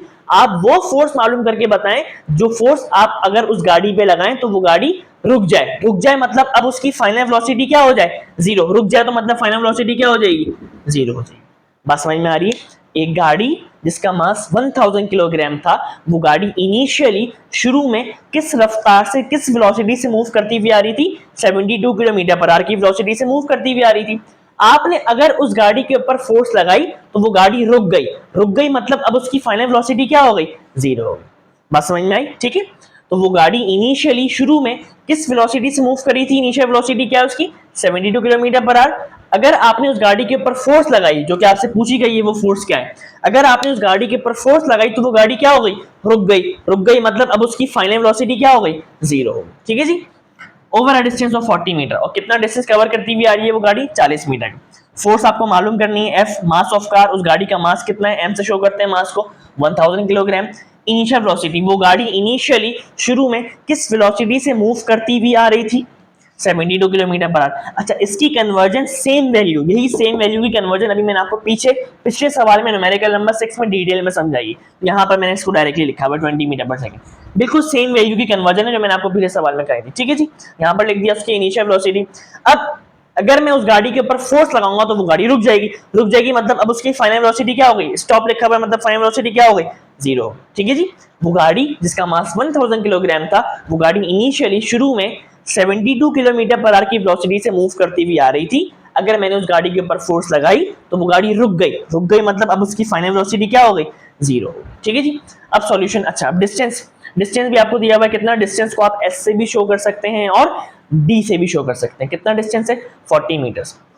सॉल्यूशन, न्यूटन चचा के सेकंड लॉ के मुताबिक फोर्स मालूम कर रहे हैं आप। न्यूटन चचा के सेकंड लॉ के मुताबिक फोर्स का फॉर्मूला क्या है, F equals to ma, F equals to ma। ठीक है जी, F यानी कि फोर्स आप मालूम कर रहे हैं, लेकिन इसके अंदर एक मसला है, m यानी कि मास तो आपको दिया हुआ है, लेकिन a यानी कि एक्सेलरेशन आपको नहीं पता। अब आप सबसे पहले क्या मालूम करेंगे, एक्सेलरेशन मालूम करेंगे, फिर जो एक्सेलरेशन की वैल्यू आएगी उसको यहाँ पर पुट कर देंगे और आसानी के साथ आपको फोर्स मालूम हो जाएगी। ठीक है जी, अब फाइंडिंग ए, एक्सेलरेशन मालूम कर रहे हैं। अब चैप्टर नंबर 2 काइनेमैटिक्स में जो चीज मैंने आपको सिखाई थी, 3 इक्वेशंस हैं, तीनों इक्वेशंस को अपने डेटा से मैच करना है, जो इक्वेशन मैच कर जाएगी वो इक्वेशन लगा देंगे। पहली इक्वेशन, क्या आपके डेटा में vf का जिक्र है फाइनल वेलोसिटी का, बिल्कुल है vf का जिक्र, ये रहा, टिक लगा दिया। vi का जिक्र है, बिल्कुल है vi का जिक्र, टिक लगा दिया। ए यानी कि एक्सेलरेशन का जिक्र है, बिल्कुल है ना एक्सेलरेशन का जिक्र, एक्सेलरेशन ही तो मालूम करना है, ये देखें, टिक लगा दिया। टी यानी कि टाइम का जिक्र है, कहीं पे भी टाइम का जिक्र नहीं लगा सकते। दूसरी चेक करते हैं, क्या आपके डेटा के अंदर एस यानी कि डिस्टेंस का जिक्र है, बिल्कुल है, टिक लगा दिया। vi का जिक्र है, बिल्कुल है, टिक लगा दिया। टाइम यानी कि टी का जिक्र है, नहीं लगा सकते। तीसरी चेक करते हैं, 2 एक नंबर है, ए का जिक्र है एक्सेलरेशन का, भाई ए ही तो मालूम कर रहे हैं तो ए का जिक्र है। एस यानी कि डिस्टेंस का जिक्र है, बिल्कुल है, एस यानी कि डिस्टेंस का जिक्र। वीएफ का जिक्र है, बिल्कुल है वीएफ का जिक्र। वीआई का जिक्र है, बिल्कुल है वीआई का जिक्र। तो कौन सी इक्वेशन लग रही है, थर्ड इक्वेशन लग रही है, क्या मालूम करने के लिए, एक्सेलरेशन। तो 2as equals to v f square minus v i square. Two ऐसे ही रहा, ए आप मालूम कर रहे हैं, ऐसे ही रख दिया। एस यानी कि डिस्टेंस क्या था 40, तो एस की जगह पर पुट कर दिया 40 इक्वल्स टू वीएफ कितना था फाइनल वेलोसिटी 0 पे स्क्वायर माइनस वीआई कितना था आपके पास, इनिशियल वेलोसिटी कितनी थी, एस आई यूनिट में कन्वर्ट करने के बाद वाली वैल्यू पुट करेंगे 20। ठीक है, वीआई की जगह 20 रखा, इसके ऊपर स्क्वायर आ गया। अब नंबर्स को मल्टीप्लाई करें, 40 मल्टीप्लाई बाय 2 क्या हो जाएगा 80, और ये ए ऐसे ही रहा इक्वल्स टू 0 का स्क्वायर 0 होता है, 20 का स्क्वायर क्या हो जाएगा 400। 0 में से जब आप 400 को माइनस करेंगे तो क्या आएगा -400, बड़े का साइन आता है हमेशा। ठीक है जी, ए यानी कि एक्सेलरेशन मालूम कर रहे हैं, 80 यहाँ पर मल्टीप्लाई हो रहा है, वहां जाके क्या हो जाएगा, डिवाइड हो जाएगा आपके सामने। 0 से 0 कैंसिल हो गया, 8 1 8, 8 5 40, तो क्या आ जाएगा 5 आ जाएगा, माइनस का आंसर आया। तो एक्सेलरेशन क्या आई -5 metre per second square. Acceleration का यूनिट भी निकालना हम लोग पीछे सवालों में सीख चुके हैं। ठीक है, अब एक्सेलरेशन आ गई हमारे पास, अब सिंपल कुछ भी नहीं करेंगे, एक्सेलरेशन की वैल्यू को यहाँ पे पुट कर देंगे, हमारे पास फोर्स आ जाएगी, यानी कि एफ की वैल्यू आ जाएगी। एफ ऐसे ही रहा इक्वल्स टू एम, एम की वैल्यू क्या है हमारे पास, उस गाड़ी का मास क्या था 1000, पुट कर दिया। ए हमने अभी मालूम किया, यहाँ से क्या है, ए का आंसर क्या है -5। 1000 मल्टीप्लाई बाय -5 क्या हो जाएगा -5000। फोर्स का यूनिट क्या होता है न्यूटन। अब यहाँ पर माइनस साइन लगा, माइनस साइन क्या शो कर रहा है कि फोर्स को ऑपोजिट डायरेक्शन में लगाया गया है उस गाड़ी को रोकने के लिए, और लॉजिकली भी बात ये सही है। ठीक है जी, इसको मैं मिटाऊं फिर मैं आपको समझा रहा हूं कि लॉजिकली ये बात कैसे सही। भाई एक चीज ऐसे मूव करती हुई आ रही है, अगर आप इसी डायरेक्शन में फोर्स लगाएंगे तो क्या वो चीज रुकेगी या उसकी वेलोसिटी और बढ़ जाएगी। खुद कॉमन सेंस से सोचें आप, अगर एक चीज इस वेलोसिटी से मूव करती हुई आ रही है, इस डायरेक्शन में जा रही है, ठीक है, अगर कोई भी एक चीज, कोई भी एक गाड़ी इस डायरेक्शन में मूव कर रही है किसी भी वेलोसिटी से, अगर आप फोर्स भी उसी डायरेक्शन में लगाएंगे जिस डायरेक्शन में वो मूव कर रही है, अगर आप फोर्स भी उसी डायरेक्शन में लगाएंगे जिस डायरेक्शन में वो मूव कर रही है, तो क्या वो चीज रुकेगी या क्या उसकी वेलोसिटी बढ़ जाएगी। बढ़ जाएगी ना भाई, आपको नजर आ रहा है, कॉमन सेंस की बात है। अगर एक चीज इस डायरेक्शन में मूव कर रही है और आपने फोर्स भी इस डायरेक्शन में लगा दी तो उस चीज की वेलोसिटी क्या हो जाएगी, और बढ़ जाएगी। लेकिन यहां पर मुझे क्या करना था, रोकना था, स्टॉप करना था। तो स्टॉप करने के लिए मैं क्या करूंगा, जिस डायरेक्शन में कोई भी चीज मूव कर रही है, फॉर एग्जांपल एक गाड़ी इस डायरेक्शन में मूव कर रही है, अगर मुझे उसको रोकना है तो मैं क्या करूंगा, जिस डायरेक्शन में वो मूव कर रही है उसके मैं ऑपोजिट फोर्स लगाऊंगा आपके सामने, तो वो रुक जाएगी। बस समझ में आई?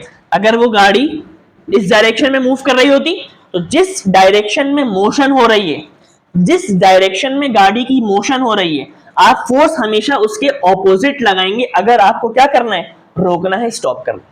बस समझ में आई? इसीलिए यहां पर माइनस का साइन आया, क्योंकि यहां पर क्या लिखा हुआ था, आप वो फोर्स मालूम करें जो उस गाड़ी की वेलोसिटी को बढ़ाए नहीं, गाड़ी को क्या कर दे, गाड़ी की वेलोसिटी को रोक दे मतलब फाइनल वेलोसिटी क्या हो गई, जीरो हो गई।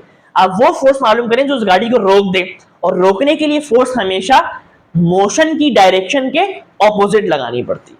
बात समझ में आ रही है? जिस भी डायरेक्शन में मोशन हो रही है, अगर आपको उस चीज को रोकना है, तो हमेशा आप फोर्स मोशन की डायरेक्शन के ऑपोजिट लगाएंगे। ठीक है जी, वही काम हुआ है। और ऑपोजिट के लिए क्या आता है, माइनस का साइन आता है। ठीक है जी, यहां तक नोट कर लें, फिर हम लोग न्यूमेरिकल नंबर 8 की तरफ बढ़ते हैं।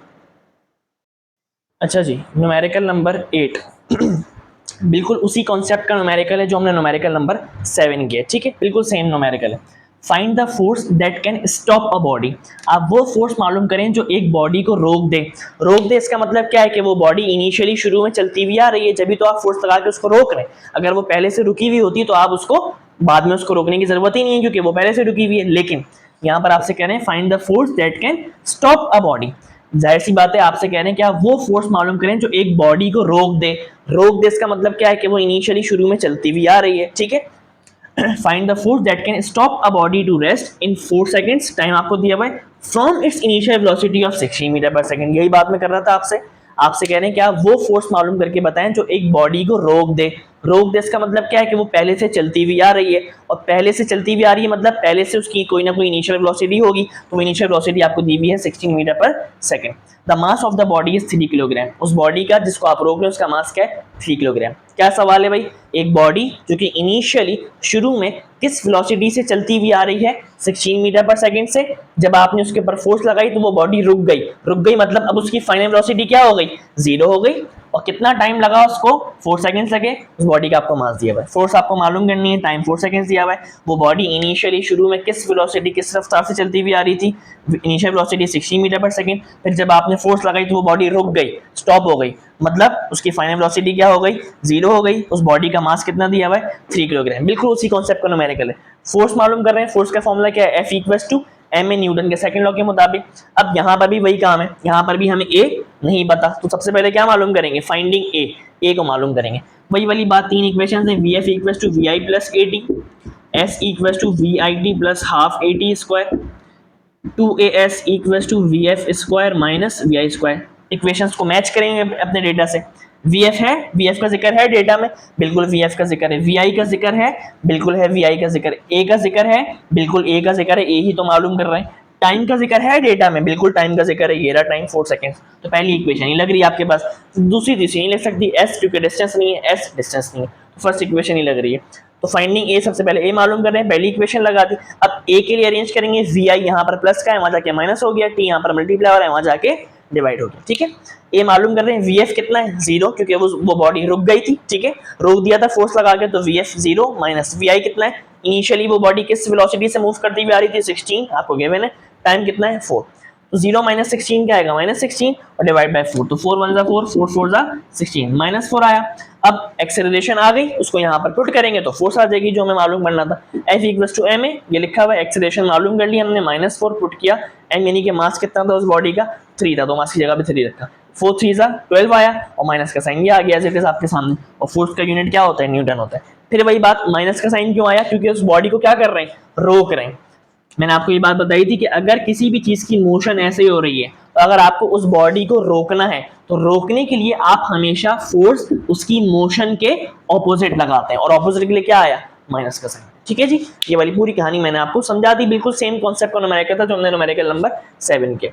अब आप लोग इसको proper data formula solution result जो पैटर्न मैंने आपको बताया उसमें आप लोग कर लीजिएगा। फिर हम लोग न्यूमेरिकल नंबर 9 करते हैं। अच्छा जी, next numerical numerical number 9, a gun of mass. अच्छा, अब एक बात आपने और याद रखनी, इससे पहले, इस सवाल को करने से पहले ज़रा कुछ कहानी लिख लीजिएगा अपने पास रफ में। अगर आपके पास गन बुलेट सिस्टम से रिलेटेड न्यूमेरिकल आए, गन बुलेट सिस्टम मतलब गन हो और बुलेट हो, इससे रिलेटेड अगर आपके पास न्यूमेरिकल आए, तो आपके पास जो फॉर्मूला लगेगा वो फॉर्मूला होगा law of conservation of momentum का, ठीक है। कब लगेगा? जब आपके पास गन और बुलेट से रिलेटेड सवाल है, ठीक है। और law of conservation of momentum का फॉर्मूला क्या होता है बेटा? m1 u1 plus m2 u2 equals to m1 v1 plus m2 v2, ठीक है। अच्छा, अब law of conservation of momentum के टॉपिक के अंदर u वाली जो आपके पास वेलोसिटीज हैं, u वाली, चाहे वो u1 हो चाहे वो u2 हो, ठीक है। u वाली आपके पास जो वेलोसिटीज हैं वो होंगी इनिशियल वाली, शुरू वाली, ठीक है। u1 और u2 दो क्यों है? क्योंकि गन और बुलेट का सिस्टम है, एक को 1 कहेंगे एक को आप 2 कहेंगे, क्योंकि दो है ना, गन और बुलेट है, तो इसीलिए ये दो है आपके पास, ठीक है। Law of conservation of momentum के टॉपिक के अंदर आपके पास जो u वाली वेलोसिटीज हैं वो इनिशियल वाली होंगी, ठीक है। और आपके पास जो v वाली वेलोसिटीज हैं वो फाइनल वाली होंगी। कौन सी वाली होंगी? फाइनल वाली होंगी, ठीक है। v1 v2 क्यों है, u1 u2 क्यों है, m1 m2 क्यों है? क्योंकि आपको पता है, जाहिर सी बात है, गन है और बुलेट है, तो दो चीजें हैं तो इसीलिए दोनों की अलग अलग वो है, आपको नजर आ रहा है। अगर m1 है, अगर m1 गन का मास होगा तो m2 किसका मास होगा? बुलेट का मास होगा, इसीलिए ये दो चीज है, ठीक है। ये एक मेन बात हो गई। अगली बात, मैंने आपको बताया जो u वाली वेलोसिटीज हैं वो इनिशियल है, ठीक है, मतलब शुरू वाली है। अगर मैं आपसे कहता हूं कि इनिशियली शुरू में गन को मैंने फायर नहीं किया, इनिशियली शुरू में गन को मैंने फायर नहीं किया, जब इनिशियली शुरू में गन को मैंने फायर ही नहीं किया तो गन की इनिशियल वेलोसिटी क्या होगी? 0। और गन के अंदर क्या है? बुलेट। जब इनिशियली शुरू में मैंने गन को ही फायर नहीं किया तो गन की इनिशियल वेलोसिटी 0 हो गई, और जब गन फायर ही नहीं हुई तो गन के अंदर क्या है? बुलेट। तो बुलेट फायर होगी, बुलेट भी फायर नहीं होगी, तो बुलेट की भी इनिशियल वेलोसिटी क्या हो जाएगी? 0 हो जाएगी। बात समझ में आई? अगर इनिशियली शुरू में गन मेरे हाथ में है, मैंने गन को फायर नहीं किया, जब मैंने गन को फायर ही नहीं किया तो इनिशियल वेलोसिटी क्या हो जाएगी? गन की 0 हो जाएगी। और जब जाहिर सी बात है, जब मैंने गन को ही फायर नहीं किया तो गन के अंदर क्या है मौजूद? बुलेट है। तो जब गन ही फायर नहीं हुई तो बुलेट फायर होगी, बुलेट भी फायर नहीं होगी, क्योंकि गन फायर नहीं हुई, तो बुलेट की भी इनिशियल वेलोसिटी क्या हो जाएगी? 0। तो law of conservation of momentum के टॉपिक के अंदर गन और बुलेट से रिलेटेड जब आपका न्यूमेरिकल आएगा तो हमेशा इनिशियल वेलोसिटीज क्या होंगी? 0, चाहे वो u1 हो चाहे वो u2 हो, क्योंकि गन और बुलेट दोनों की इनिशियली वेलोसिटी 0 है। क्यों 0 है? क्योंकि जब मैंने गन को ही फायर नहीं किया तो गन के अंदर क्या है मौजूद? बुलेट। जब गन ही फायर नहीं हुई तो गन के अंदर मौजूद बुलेट फायर होगी? जाहिर सी बात नहीं होगी। तो जब गन की इनिशियल वेलोसिटी 0 है तो बुलेट की भी इनिशियल वेलोसिटी क्या हो जाएगी? 0 हो जाएगी, क्योंकि दोनों एक दूसरे के साथ कनेक्टेड होते हैं ना, ठीक है। ये वाली बात समझ में आई? Law of conservation of momentum के अंदर u वाली वेलोसिटीज इनिशियल है, v वाली वेलोसिटीज फाइनल है, ठीक है जी।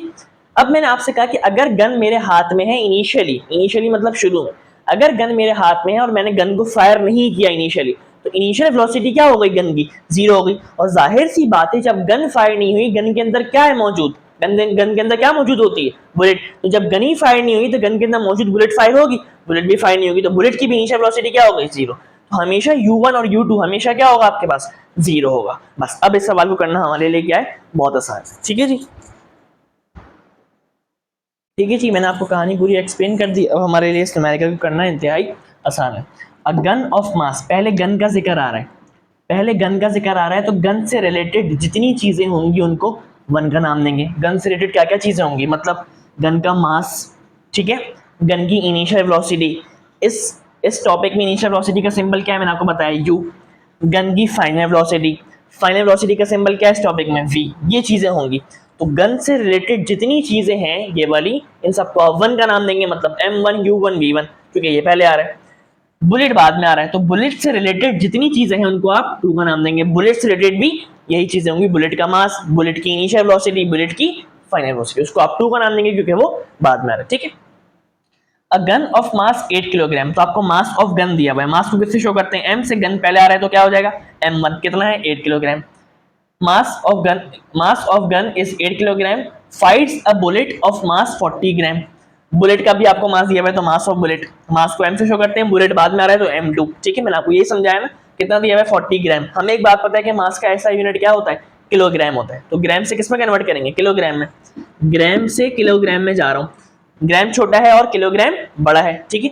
छोटे यूनिट से बड़े यूनिट में जा रहा हूँ। याद रखिएगा, जब भी छोटे यूनिट से बड़े यूनिट में जाएंगे तो डिवाइड करेंगे, बड़े यूनिट से छोटे में आएंगे तो मल्टीप्लाई करेंगे। अब हम ग्राम से किलोग्राम में जा रहे हैं, मतलब छोटे यूनिट से बड़े यूनिट में जा रहे हैं, तो क्या करेंगे, डिवाइड करेंगे। किससे डिवाइड करेंगे, 1000 से, क्योंकि 1 किलोग्राम के अंदर 1000 ग्राम होते हैं, तो 1000 से डिवाइड करेंगे तो आपके पास मास किस में कन्वर्ट हो जाएगा, केजी में कन्वर्ट हो जाएगा। ठीक है, a gun of mass 8 kilogram fires a bullet of mass 40 gram, ठीक है, with a velocity of 100 metre per second. अच्छा, अब यहाँ पे मैंने जो है ना वो डेटा के अंदर दो चीजें लिखना भूल गया, अभी लिख देता हूँ, और ये मैं आपको लॉजिकली भी एक्सप्लेन कर चुका हूँ। Initial velocity of gun, initial velocity of bullet, पहले जरा इसको देखिएगा फिर आगे सवाल पढ़ता हूँ। बेटा इनिशियल वेलोसिटी का सिंबल क्या है इस टॉपिक में, मैंने आपको बताया यू, लिख दिया यू। गन से रिलेटेड जितनी चीजें उनको क्या नाम दे रहे हैं, वन का नाम दे रहे हैं, तो यू वन। इनिशियल वेलोसिटी क्या है, जीरो। अभी मैंने आपको बताया था ना कि इनिशियली शुरू में जब मैंने गन को फायर नहीं किया तो गन की इनिशियल वेलोसिटी क्या हो गई, जीरो। और जब जाहिर सी बात है जब मैंने गन को फायर नहीं किया तो गन के अंदर मौजूद बुलेट भी फायर नहीं होगी, तो बुलेट की भी इनिशियल वेलोसिटी क्या हो जाएगी, जीरो हो जाएगी। ये मैंने आपको अभी पूरी कहानी में समझाया, ठीक है। अब initial velocity of bullet, initial velocity का सिंबल क्या है इस टॉपिक में, यू।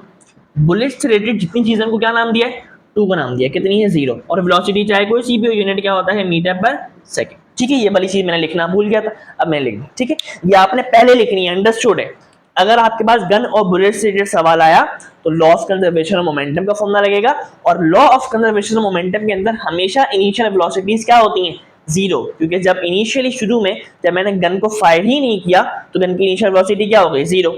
और जब गन ही फायर नहीं हुई तो गन के अंदर मौजूद बुलेट भी फायर नहीं होगी, तो बुलेट की इनिशियल वेलोसिटी क्या हो गई, जीरो, ठीक है।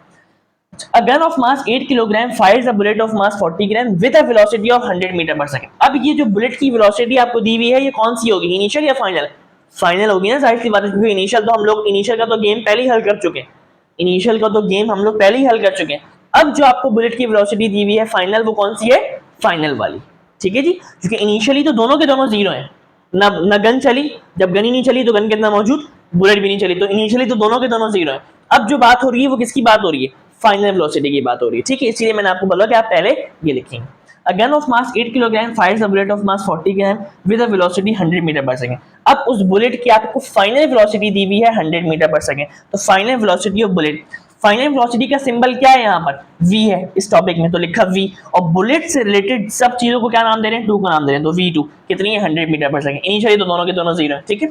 Calculate the recoil velocity of gun, recoil का मतलब मैं आपको समझा रहा हूँ, आपको वेलोसिटी ऑफ गन मालूम करनी है, कौन सी वेलोसिटी, फाइनल, क्योंकि इनिशियल का तो गेम ऑलरेडी हम लोग हल कर चुके हैं, इनिशियल तो दोनों के दोनों जीरो है, क्योंकि दोनों के दोनों इनिशियली नहीं चले, ठीक है। अब आपको गन की फाइनल वेलोसिटी मालूम करनी है, कौन सी वेलोसिटी की बात कर रहे हैं, final velocity. Calculate the recoil velocity of the gun, तो मैंने क्या लिखा, recoil velocity of the gun, ठीक है। रिकॉइल फाइनल वेलोसिटी लिखिएगा, recoil final velocity of the gun.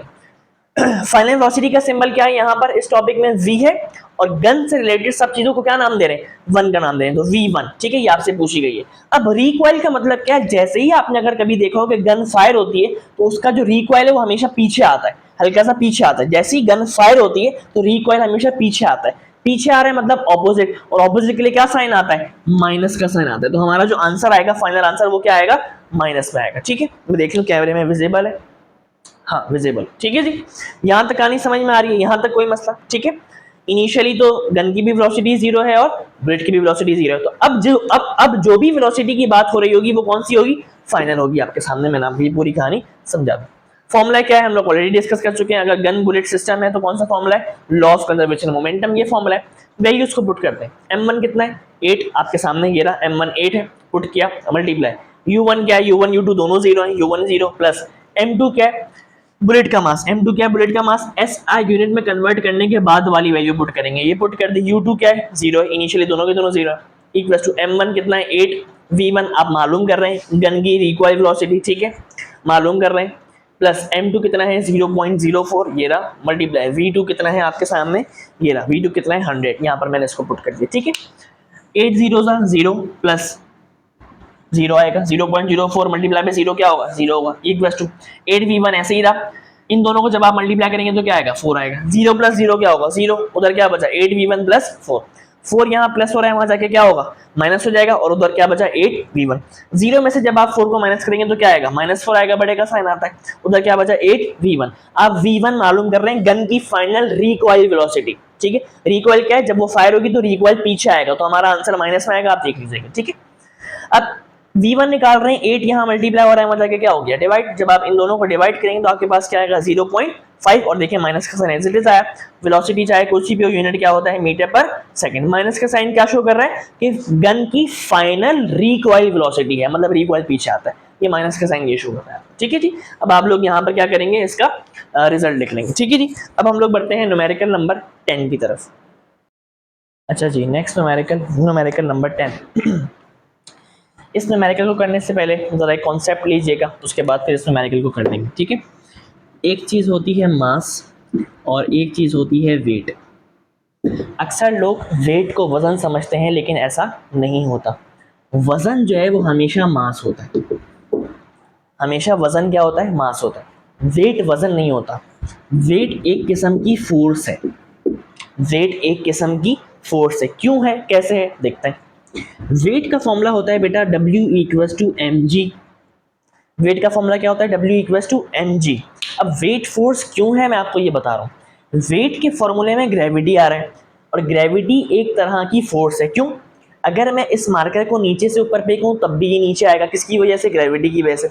अगर मैं इस मार्कर को ऊपर से नीचे फेंकूं तब भी ये नीचे आएगा, किसकी वजह से, ग्रेविटी की वजह से। तो मैं ये कह सकता हूँ कि ग्रेविटी एक किस्म की ऐसी फोर्स है जो किसी भी चीज़ को ऊपर से नीचे ला रही है। मैं ये कह सकता हूँ कि ग्रेविटी एक किस्म की ऐसी फोर्स है जो किसी भी चीज़ को ऊपर से कहाँ ला रही है, नीचे ला रही है, अपनी तरफ खींच रही है, पुल कर रही है। तो ग्रेविटी एक किस्म की क्या है, फोर्स है, ग्रेविटेशनल पुल।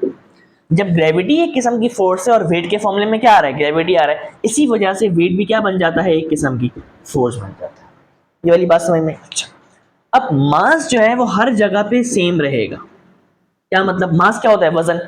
चाहे मैं अर्थ पे रहूं, चाहे मैं जुपिटर पे चला जाऊं, चाहे मैं मून पे चला जाऊं, तो मैं ही जा रहा हूं, मेरी ही बॉडी जा रही है। जब मेरी ही बॉडी जा रही है तो वजन क्या रहेगा, सेम रहेगा, चाहे मैं मून पे चला जाऊं, चाहे मैं जुपिटर पे चला जाऊं। क्योंकि भाई मैं ही जा रहा हूं ना, मेरी ही बॉडी जा रही है, तो वजन क्या रहेगा, सेम रहेगा हर जगह। लेकिन वेट हर जगह पे सेम नहीं रहता, क्योंकि वेट के फॉर्मूले में क्या आ रहा है, ग्रेविटी आ रहा है। तो वेट किस पे डिपेंड कर रहा है, ग्रेविटी पे डिपेंड कर रहा है। और हर प्लेनेट की, हर जगह की ग्रेविटी की वैल्यू क्या होती है, डिफरेंट होती है। तो इसीलिए वेट की भी वैल्यू क्या होती है, हर प्लेनेट के ऊपर अलग हो जाती है। बात समझ में आई, क्योंकि वेट के फॉर्मूले में क्या आ रहा है, ग्रेविटी आ रहा है, और हर प्लेनेट की ग्रेविटी की वैल्यू क्या होती है, अलग होती है। इसी वजह से वेट भी हर जगह पे क्या होता है, अलग अलग होता है, ठीक है। तो वेट हर जगह पे सेम नहीं होता, वेट किस पे डिपेंड करता है, उस जगह की ग्रेविटी पे डिपेंड करता है, ठीक है जी। ये वाली बात समझ में आती है, यहां तक कोई इशू। अब इस सवाल को करना हमारे लिए क्या हो जाएगा, इजी हो जाएगा। अच्छा जी, the mass of an object is 60 kg। एक ऑब्जेक्ट है, उस ऑब्जेक्ट का आपको मास दिया हुआ है 60 kg। Find its weight on. उस ऑब्जेक्ट का आपको वेट मालूम करना है अर्थ के ऊपर, मून के ऊपर और मार्स के ऊपर। मैंने आपको बताया ना, वेट हर जगह पे सेम नहीं होता। वेट किस पे डिपेंड कर रहा है, उस जगह की ग्रेविटी पे। इसीलिए आपसे करें कि आप वेट मालूम करें अर्थ पे, मून पे और मार्स पे। अच्छा, अब इन तीनों जगह की आपको ग्रेविटी की वैल्यू दी हुई होगी, ठीक है, क्योंकि ग्रेविटी भी हर जगह पे क्या होती है, हर प्लेनेट पे अलग अलग होती है। इसी वजह से तो वेट भी अलग हुआ था ना, ग्रेविटी की ही वजह से वेट भी हर जगह पे क्या आएगा, अलग आएगा, ठीक है। तो अर्थ के ऊपर आपको ग्रेविटी की वैल्यू दी हुई है 9.8 मीटर पर सेकंड स्क्वायर, जो कि हमें पता भी होती है। मून के ऊपर आपको क्या दी हुई है 1.6 metre per second square. Mars के ऊपर आपको क्या दी हुई है 3.7 मीटर पर सेकंड स्क्वायर। आपको वेट मालूम करना है अर्थ के ऊपर, मून के ऊपर और मार्स के ऊपर। तो ये लिखा वेट ऑन अर्थ, वेट का सिंबल क्या होता है, W। अर्थ के लिए क्या लगा दिया, E। Weight on moon, weight का सिंबल W, मून के लिए क्या लगा दिया, M। Weight on Mars, weight का सिंबल W होता है, मार्स के लिए अगर मैं M लगाता तो कंफ्यूजन हो जाती है, इसलिए मैंने पूरा लिख दिया मार्स, ठीक है। अब आपको क्या गिवन है, एक्सेलरेशन ड्यू टू ग्रेविटी की वैल्यू गिवन है, मतलब जी की वैल्यू गिवन है। अर्थ के ऊपर तो ई लगा दिया, ग्रेविटी ऑन मून गिवन है GM, ये लगा दिया। ग्रेविटी ऑन मार्स गिवन है G मार्स। ये आपको क्या करनी है, सॉरी मालूम नहीं करनी, मैंने गलती से लिख दिया, मालूम तो ये करनी है। ये आपको गिवन है, अर्थ के ऊपर ग्रेविटी की वैल्यू क्या है 9.8 metre per second square. Moon के ऊपर क्या है 1.6 मीटर पर सेकंड स्क्वायर, आपको गिवन है, आपको नजर आ रहा है। मार्स के ऊपर ग्रेविटी की वैल्यू क्या है 3.7 मीटर पर सेकंड स्क्वायर। ये आपको सब कुछ गिवन है, ठीक है। अब आपको वेट मालूम करना है। सबसे पहले वेट कहाँ पे मालूम करना है, अर्थ पे। तो वेट ऑन अर्थ, जैसा कि हमने डेटा में लिखा। सबसे पहले मालूम करना है वेट ऑन अर्थ। वेट का फॉर्मूला क्या होता है, W equals to mg। Weight का फॉर्मूला क्या है, mg। मास तो हर जगह पे क्या रहेगा, चाहे मैं अर्थ पे रहूं, मून पे जाऊं या मार्स पे जाऊं, ठीक है, मास हर जगह पे क्या रहेगा, सेम रहेगा, क्योंकि मास क्या होता है, वजन होता है, मैं ही जा रहा हूं, मेरी ही बॉडी जा रही है, तो वजन भी क्या रहेगा, हर जगह पे सेम रहेगा। अगर मुझे वेट ऑन अर्थ चाहिए तो वेट का फॉर्मूला क्या है, mg। अगर मुझे अर्थ के ऊपर वेट चाहिए तो ग्रेविटी भी कौन सी वाली रखनी पड़ेगी, अर्थ वाली रखनी पड़ेगी, ठीक है। अब आप लोग बताएंगे आप लोग यहाँ से कर सकते हैं या नहीं कर सकते। आपको वेट ऑन अर्थ चाहिए, मास आपको दिया हुआ है, ग्रेविटी ऑन अर्थ की वैल्यू आपको दी हुई है, यहाँ से वेट आ जाएगा। मैंने आपसे कहा वेट एक किस्म की फोर्स है, और फोर्स का यूनिट क्या होता है, हमने पढ़ा न्यूटन, तो वेट का भी क्या होगा, न्यूटन, क्योंकि वेट एक किस्म की फोर्स है। नेक्स्ट आपको मालूम करना है weight on moon. Weight on moon, weight का फॉर्मूला क्या है, W equals to mg। Weight का फॉर्मूला क्या है, W इक्वल्स टू mg। अगर मुझे वेट ऑन मून चाहिए तो ग्रेविटी भी कौन सी वाली रखनी पड़ेगी, मून वाली रखनी पड़ेगी। ग्रेविटी भी कौन सी वाली रखनी पड़ेगी, मून वाली रखनी पड़ेगी, ठीक है।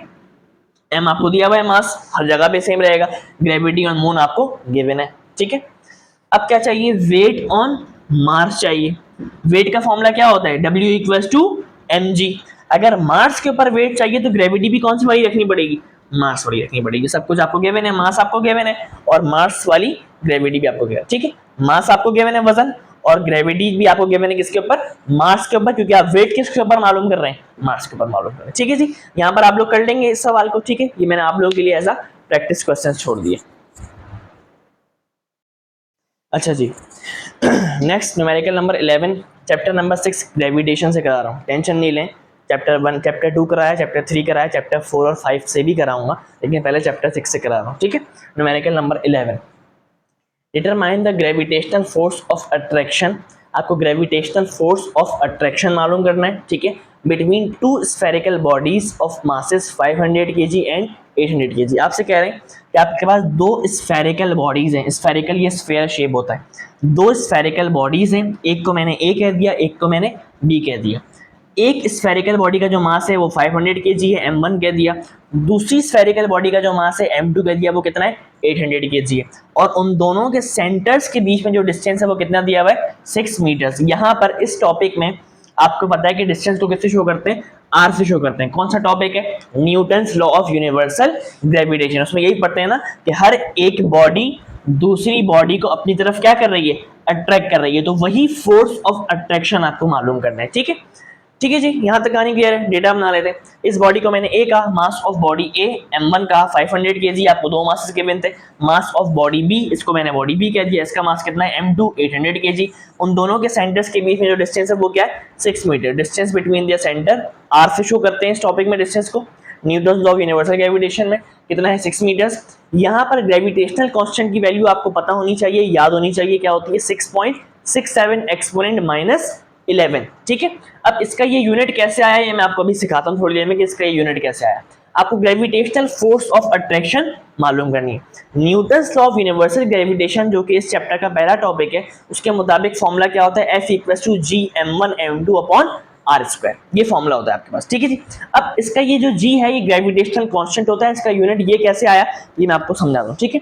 इसको आप लोग नोट कर लीजिएगा, ये डायग्राम को मिटा दूं, ठीक है। अब इसका ग्रेविटेशनल कांस्टेंट G का यूनिट कैसे आया वो मैं आपको बताता हूँ। न्यूटन्स ऑफ यूनिवर्सल ग्रेविटेशन के मुताबिक ये फॉर्मूला है। अगर मैं इस फॉर्मूले को कैपिटल G के लिए अरेंज करूं, मैं क्यों कर रहा हूं, क्योंकि मैं G का यूनिट बना रहा हूं। अगर मैं इस फॉर्मूले को कैपिटल G के लिए अरेंज करूं तो कैसे करूंगा, आर स्क्वायर यहाँ डिवाइड हो रहा है, वहां जाके क्या होगा, मल्टीप्लाई। मैं G के लिए अरेंज कर रहा हूँ, आर स्क्वायर यहाँ डिवाइड हो रहा है, वहां जाके क्या हो रहा है, मल्टीप्लाई। m1 m2 यहाँ पर दोनों के दोनों मल्टीप्लाई हो रहे हैं, वहां जाके क्या हो गए, डिवाइड हो गए। तो ये मैंने किसके लिए अरेंज कर लिया, G के लिए अरेंज कर लिया। क्यों G के लिए अरेंज कर लिया, क्योंकि मैं क्या बना रहा हूँ, G का यूनिट आपको बनाना सिखा रहा हूँ कि यूनिट कैसे आए। यूनिट बनता है हमेशा फॉर्मूले से, फॉर्मूला अरेंज कर लिया G के लिए, अब यहाँ से G का यूनिट बन जाएगा, तो आप देखिएगा कि यही आएगा। फोर्स का यूनिट क्या होता है, न्यूटन। आर क्या था, डिस्टेंस, डिस्टेंस का यूनिट क्या होता है, मीटर, और देखिए आर के ऊपर क्या है, स्क्वायर। डिवाइड का मतलब क्या है, पर। मास का यूनिट क्या होता है, केजी, ये भी मास है, मास का यूनिट क्या होता है, केजी, तो केजी मल्टीप्लाई बाय केजी क्या हो जाएगा, केजी स्क्वायर। यही आया न्यूटन मीटर स्क्वायर पर केजी स्क्वायर, ठीक है जी। नेक्स्ट अब आगे बढ़ते हैं। फॉर्मूला हम लोगों ने लिख लिया Newton's law of universal gravitation के अकॉर्डिंग। अब वैल्यूज को पुट करते हैं, जी की जगह पे इसकी वैल्यू पुट करी, मल्टीप्लाई m1 कितना है 500, दूसरी बॉडी का मास कितना है m2 800, डिस्टेंस क्या था 6 और ये r के ऊपर क्या आ गया स्क्वायर। ये वाली वैल्यू आपके पास साइंटिफिक कैलकुलेटर में पुट होगी, सिंपल कैलकुलेटर में पुट नहीं होगी। अगर आप सिंपल कैलकुलेटर से सीखना चाहते हैं तो आप क्या करेंगे, आप साइंटिफिक नोटेशन आपको सीखना पड़ेगा। मेरा एक लेक्चर अपलोडेड है साइंटिफिक नोटेशन के ऊपर, तो आप अगर वो सीखना चाहते हैं तो आप उसको देख लीजिएगा, ठीक है। तो इसको साइंटिफिक नोटेशन मतलब ये सिंपल कैलकुलेटर में फिर आप उसको वैल्यूज को पुट कर सकेंगे, ठीक है। जब आप इस पूरे को सॉल्व करेंगे तो आपके पास फोर्स क्या आएगी, gravitational force of attraction 7.4 exponent -7, और फोर्स चाहे कोई सी भी हो, यूनिट क्या होता है फोर्स का, न्यूटन होता है। लेकिन अगर आप इसको साइंटिफिक नोटेशन में करना सीख भी लें, अगर आप इसको साइंटिफिक नोटेशन में करना सीख भी लें तो आपके पास जो आपका सिंपल कैलकुलेटर होता है उसके अंदर मैक्सिमम 8 डिजिट्स की वैल्यू होती है, ठीक है। लेकिन इसके अंदर फिर भी ये वाली वैल्यू, अगर आप इसको साइंटिफिक नोटेशन में करना सीख भी लें फिर भी आप इस वैल्यू को अपने सिंपल कैलकुलेटर में पुट नहीं कर पाएंगे, क्योंकि उसके अंदर सिर्फ 8 डिजिट्स की गुंजाइश होती है। सर अब हम लोग क्या करें, बोर्ड एग्जाम में क्या होगा? बेटा वैसे तो ये न्यूमेरिकल जो है वो आपके पास बोर्ड एग्जाम में आना नहीं चाहिए, ठीक है। मैं बच्चों को अक्सर ये कहता हूँ कि आप लोगों ने साइंटिफिक कैलकुलेटर लेके जाना है बोर्ड एग्जाम में, ठीक है। अगर वहां पे अलाउ नहीं हुआ तो आप लोगों ने चुपचाप खामोशी से सबमिट करा देना है, ठीक है। फिर आपके पास बोर्ड के पेपर के अंदर कोई सवाल ऐसा नहीं होगा जो साइंटिफिक कैलकुलेटर के बगैर सॉल्व ना, ठीक है। मतलब साइंटिफिक कैलकुलेटर के बगैर आपके पास सवाल सॉल्व हो रहा होगा, ठीक है। कोई सवाल ऐसा नहीं होगा कि आपको उसकी जरूरत पड़ी होगी साइंटिफिक कैलकुलेटर की। आप लोग लेके जरूर जाइएगा साइंटिफिक कैलकुलेटर बोर्ड एग्जाम में। अगर वहां पे अलाउ नहीं हुआ तो सबमिट करा दीजिएगा, तो आपके पास इंशाल्लाह ऐसा कोई सवाल नहीं आएगा जिसमें साइंटिफिक कैलकुलेटर की आपको जरूरत पड़े। सारे सवाल आपके पास सिंपल कैलकुलेटर से सॉल्व हो जाएंगे, ठीक है। ये तो मैंने करा दिया आपके पास, फिर भी आते आता मैंने आपको उसकी सारी चीजें भी, सारी लॉजिक्स भी बता दी, ठीक है जी। इसको नोट कर लें, फिर हम लोग न्यूमेरिकल नंबर 12 की तरफ बढ़ते हैं।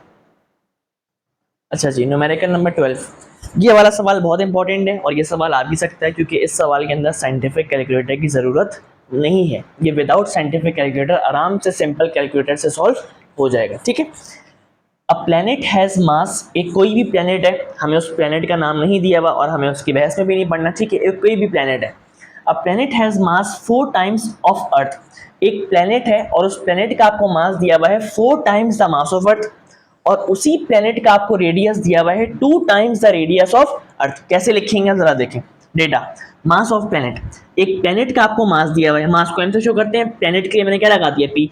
अगर उस प्लेनेट का नाम आपको जुपिटर दिया हुआ होता तो आप क्या लिखते हैं, मास ऑफ जुपिटर, जुपिटर के लिए क्या लगा देते, जे लगा देते। लेकिन क्योंकि यहाँ पर हमें प्लेनेट का नाम नहीं दिया हुआ, सिर्फ प्लेनेट लिखा हुआ है, इसलिए हमने क्या लिखा, प्लेनेट लिखा। तो आपको मास ऑफ प्लेनेट दिया हुआ है एम पी, यानी कि मास ऑफ प्लेनेट कितना दिया हुआ है 4 टाइम्स, टाइम्स मतलब multiply, 4 times mass of earth, ठीक है।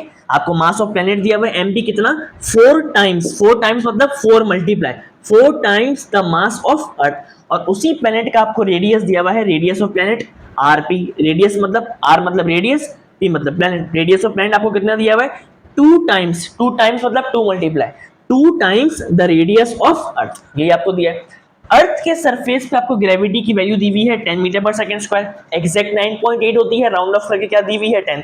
तो gravity on the surface of earth, gravity को जी से शो करते हैं, ग्रेविटी की वैल्यू अर्थ पे दी है तो ई लगा दिया, कितनी दी है 10 मीटर पर सेकंड स्क्वायर, ठीक है।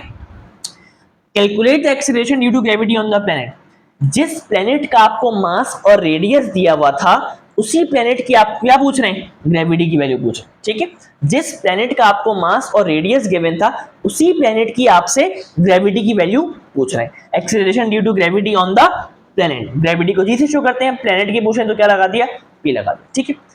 अब बेटा इस चैप्टर में जब मास ऑफ अर्थ की आपने डेरिवेशन की होगी तो मास ऑफ अर्थ की डेरिवेशन में, मास ऑफ अर्थ की डेरिवेशन को करने के बाद ग्रेविटी का फॉर्मूला आपने निकाला होगा, क्या आया था, g m e upon r e square. जब आपने मास ऑफ अर्थ की डेरिवेशन की होगी तो वहां से ग्रेविटी का फॉर्मूला ये आया था g m e upon r e square. ये ग्रेविटी का फॉर्मूला था अर्थ के ऊपर, अर्थ के ऊपर क्यों, क्योंकि मास ऑफ अर्थ है, मास भी अर्थ का है और रेडियस भी अर्थ का है, तो इसीलिए ग्रेविटी भी कौन सी वाली होगी, अर्थ की, अर्थ वाली होगी। अर्थ क्या है, एक किस्म का, अर्थ क्या है, एक किस्म का प्लेनेट। तो जो फॉर्मूला अर्थ के लिए इस्तेमाल होगा वही फॉर्मूला जितने भी प्लेनेट होंगे उन सबके ऊपर अप्लाई होगा। क्यों भाई, क्योंकि अर्थ क्या है, एक किस्म का प्लेनेट है ना, तो जो फॉर्मूला अर्थ के लिए इस्तेमाल होगा वही फॉर्मूला जितने प्लेनेट होंगे उन सब के लिए इस्तेमाल होगा। फर्क क्या होगा, उस प्लेनेट का मास आ जाएगा और उस प्लेनेट का रेडियस आ जाएगा, बस खत्म, यही फर्क होगा। भाई जिस प्लेनेट की भी आप ग्रेविटी की वैल्यू मालूम कर रहे हैं तो फॉर्मूला यही रहेगा, क्योंकि अर्थ भी क्या है, एक किस्म का प्लेनेट है। तो जो फॉर्मूला अर्थ के लिए था वही फॉर्मूला जितने प्लेनेट होंगे उन सब के लिए होगा। फर्क क्या होगा, बस जिस प्लेनेट की आप ग्रेविटी की वैल्यू मालूम कर रहे हैं मास उस प्लेनेट का आ जाएगा और रेडियस भी उस प्लेनेट का आ जाएगा, बस खत्म, फॉर्मूला वही रहेगा आपके सामने। मैं प्लेनेट की मालूम कर रहा हूं ग्रेविटी वैल्यू, जिस प्लेनेट की मालूम कर रहा हूं उसी प्लेनेट का मास आ गया और उसी प्लेनेट का रेडियस आ गया आपके सामने। यहाँ पे रेडियस ऑफ अर्थ था, यहाँ पे क्या हो गया, रेडियस ऑफ प्लेनेट, जिस प्लेनेट की आप ग्रेविटी की वैल्यू मालूम कर रहे हैं, और मास ऑफ प्लेनेट, जिस प्लेनेट की आप ग्रेविटी की वैल्यू मालूम कर रहे हैं। बाकी आपको नजर आ रहा है कि फॉर्मूला बिल्कुल एग्जैक्ट क्या है, सेम है, क्योंकि अर्थ भी क्या है, एक किस्म का प्लेनेट है। तो जो फॉर्मूला अर्थ के लिए अप्लाई होगा वही फॉर्मूला जितने प्लेनेट होंगे, चाहे वो जुपिटर हो चाहे वो मार्स हो, वो सबके लिए होगा। अगर आपसे यहाँ पर बोलते हैं कि आप जुपिटर की वैल्यू मालूम करें तो आप क्या करते हैं, आप जुपिटर की ग्रेविटी की वैल्यू मालूम करें तो आप क्या करते हैं, मास भी जुपिटर वाला हो जाता mj और रेडियस भी जुपिटर वाला हो जाता rj।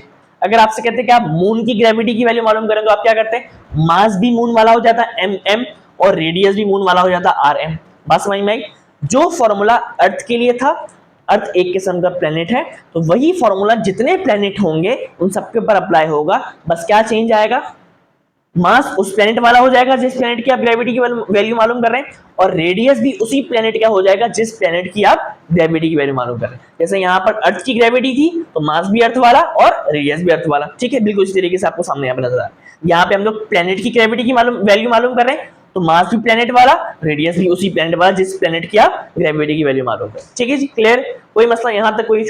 अब आगे वैल्यूज को पुट करते हैं, जीपी ऐसे ही रहेगी वैसे, जी एज इट इज पुट कर दिया। एमपी मतलब उस प्लेनेट का आपको मास कितना दिया हुआ था, जिस प्लेनेट की आप ग्रेविटी की वैल्यू मालूम कर रहे हैं उसी प्लेनेट का आपको मास कितना दिया हुआ था, ये दिया हुआ था 4me, उसकी जगह पे पुट कर दिया 4me। उसी प्लेनेट का आपको रेडियस कितना दिया हुआ था rp, ये दिया हुआ है 2re, यहाँ पे पुट किया, इसके ऊपर क्या आ गया, स्क्वायर आ गया। अच्छा, अब मैं 4 को अलग लिख देता हूं और GNE को साथ लिख दिया मैंने, कोई मसला नहीं, सब मल्टीप्लाई में है ना, तो 4 को मैंने अलग लिख दिया, GNE को मैंने यहाँ पर साथ लिख दिया। अब ये 2re के ऊपर होल स्क्वायर है, मतलब ये स्क्वायर इस 2 के ऊपर भी है और ये स्क्वायर इस re के ऊपर भी है, तो क्या होगा, 2 का स्क्वायर क्या होगा 4, re का स्क्वायर क्या हो जाएगा re स्क्वायर, ठीक है। अब कुछ जानी पहचानी सी चीज नजर आ रही है आपको, जरा मैं हाईलाइट करूं फिर आपको नजर आ जाएगी, जरा देखें, यहां पर देखें और यहां पर देखें, GME upon re square, GME upon re square किसका फॉर्मूला है, ग्रेविटी ऑन अर्थ का फॉर्मूला है, और ग्रेविटी ऑन अर्थ आपको गिवन है यहाँ पर, कितना आसान है, विदाउट साइंटिफिक कैलकुलेटर हो गया ना आराम से। तो GME अपॉन re स्क्वायर है, GME अपॉन re स्क्वायर किसका फॉर्मूला है, ग्रेविटी ऑन अर्थ का फॉर्मूला है, तो ये 4/4 ऐसे ही रहा, ऐसे ही रहा। GME अपॉन re स्क्वायर किसका फॉर्मूला है, ग्रेविटी ऑन अर्थ का फॉर्मूला है, आपको नजर आ रहा है, तो ग्रेविटी ऑन अर्थ पुट किया और ग्रेविटी ऑन अर्थ की वैल्यू आपको गिवन है यहाँ पर कितनी, 10। जब आप इसको सॉल्व करेंगे तो आपके पास उस प्लेनेट की ग्रेविटी की वैल्यू क्या आ गई, 10 मीटर पर सेकंड स्क्वायर। अब आप लोग यहाँ पर क्या करेंगे, रिजल्ट लिख देंगे, ठीक है जी। अच्छा, अब यहाँ पर हमारे पास बेटा 12 न्यूमेरिकल्स हो गए। अब नेक्स्ट पार्ट के अंदर, पार्ट 2 के अंदर आपको बाकी के 12 न्यूमेरिकल्स मिल जाएंगे, ठीक है जी। आज मैंने आपको क्या कराया, चैप्टर 2 के कराए, 3 के कराए, उसके बाद 6 के कराए, टेंशन नहीं लें, 4 और 5 के भी कराऊंगा। नेक्स्ट जो 12 न्यूमेरिकल्स हैं, total 24 targeted most important numericals हैं। नेक्स्ट जो 12 न्यूमेरिकल्स हैं वो आपको पार्ट नंबर 2 के अंदर इंशाल्लाह मिल जाएंगे इस वीडियो के फौरन बाद। अपने फ्रेंड्स के साथ लाजमी शेयर कीजिएगा, अपने एकेडमी के फ्रेंड्स के साथ, अपने स्कूल के ग्रुप में लाजमी शेयर कीजिएगा, ताकि आप लोगों के साथ साथ उन लोगों का भी फ़ायदा हो सके। मुझे दुआओं में याद रखिएगा। Thank you so very much. अल्लाह हाफिज़।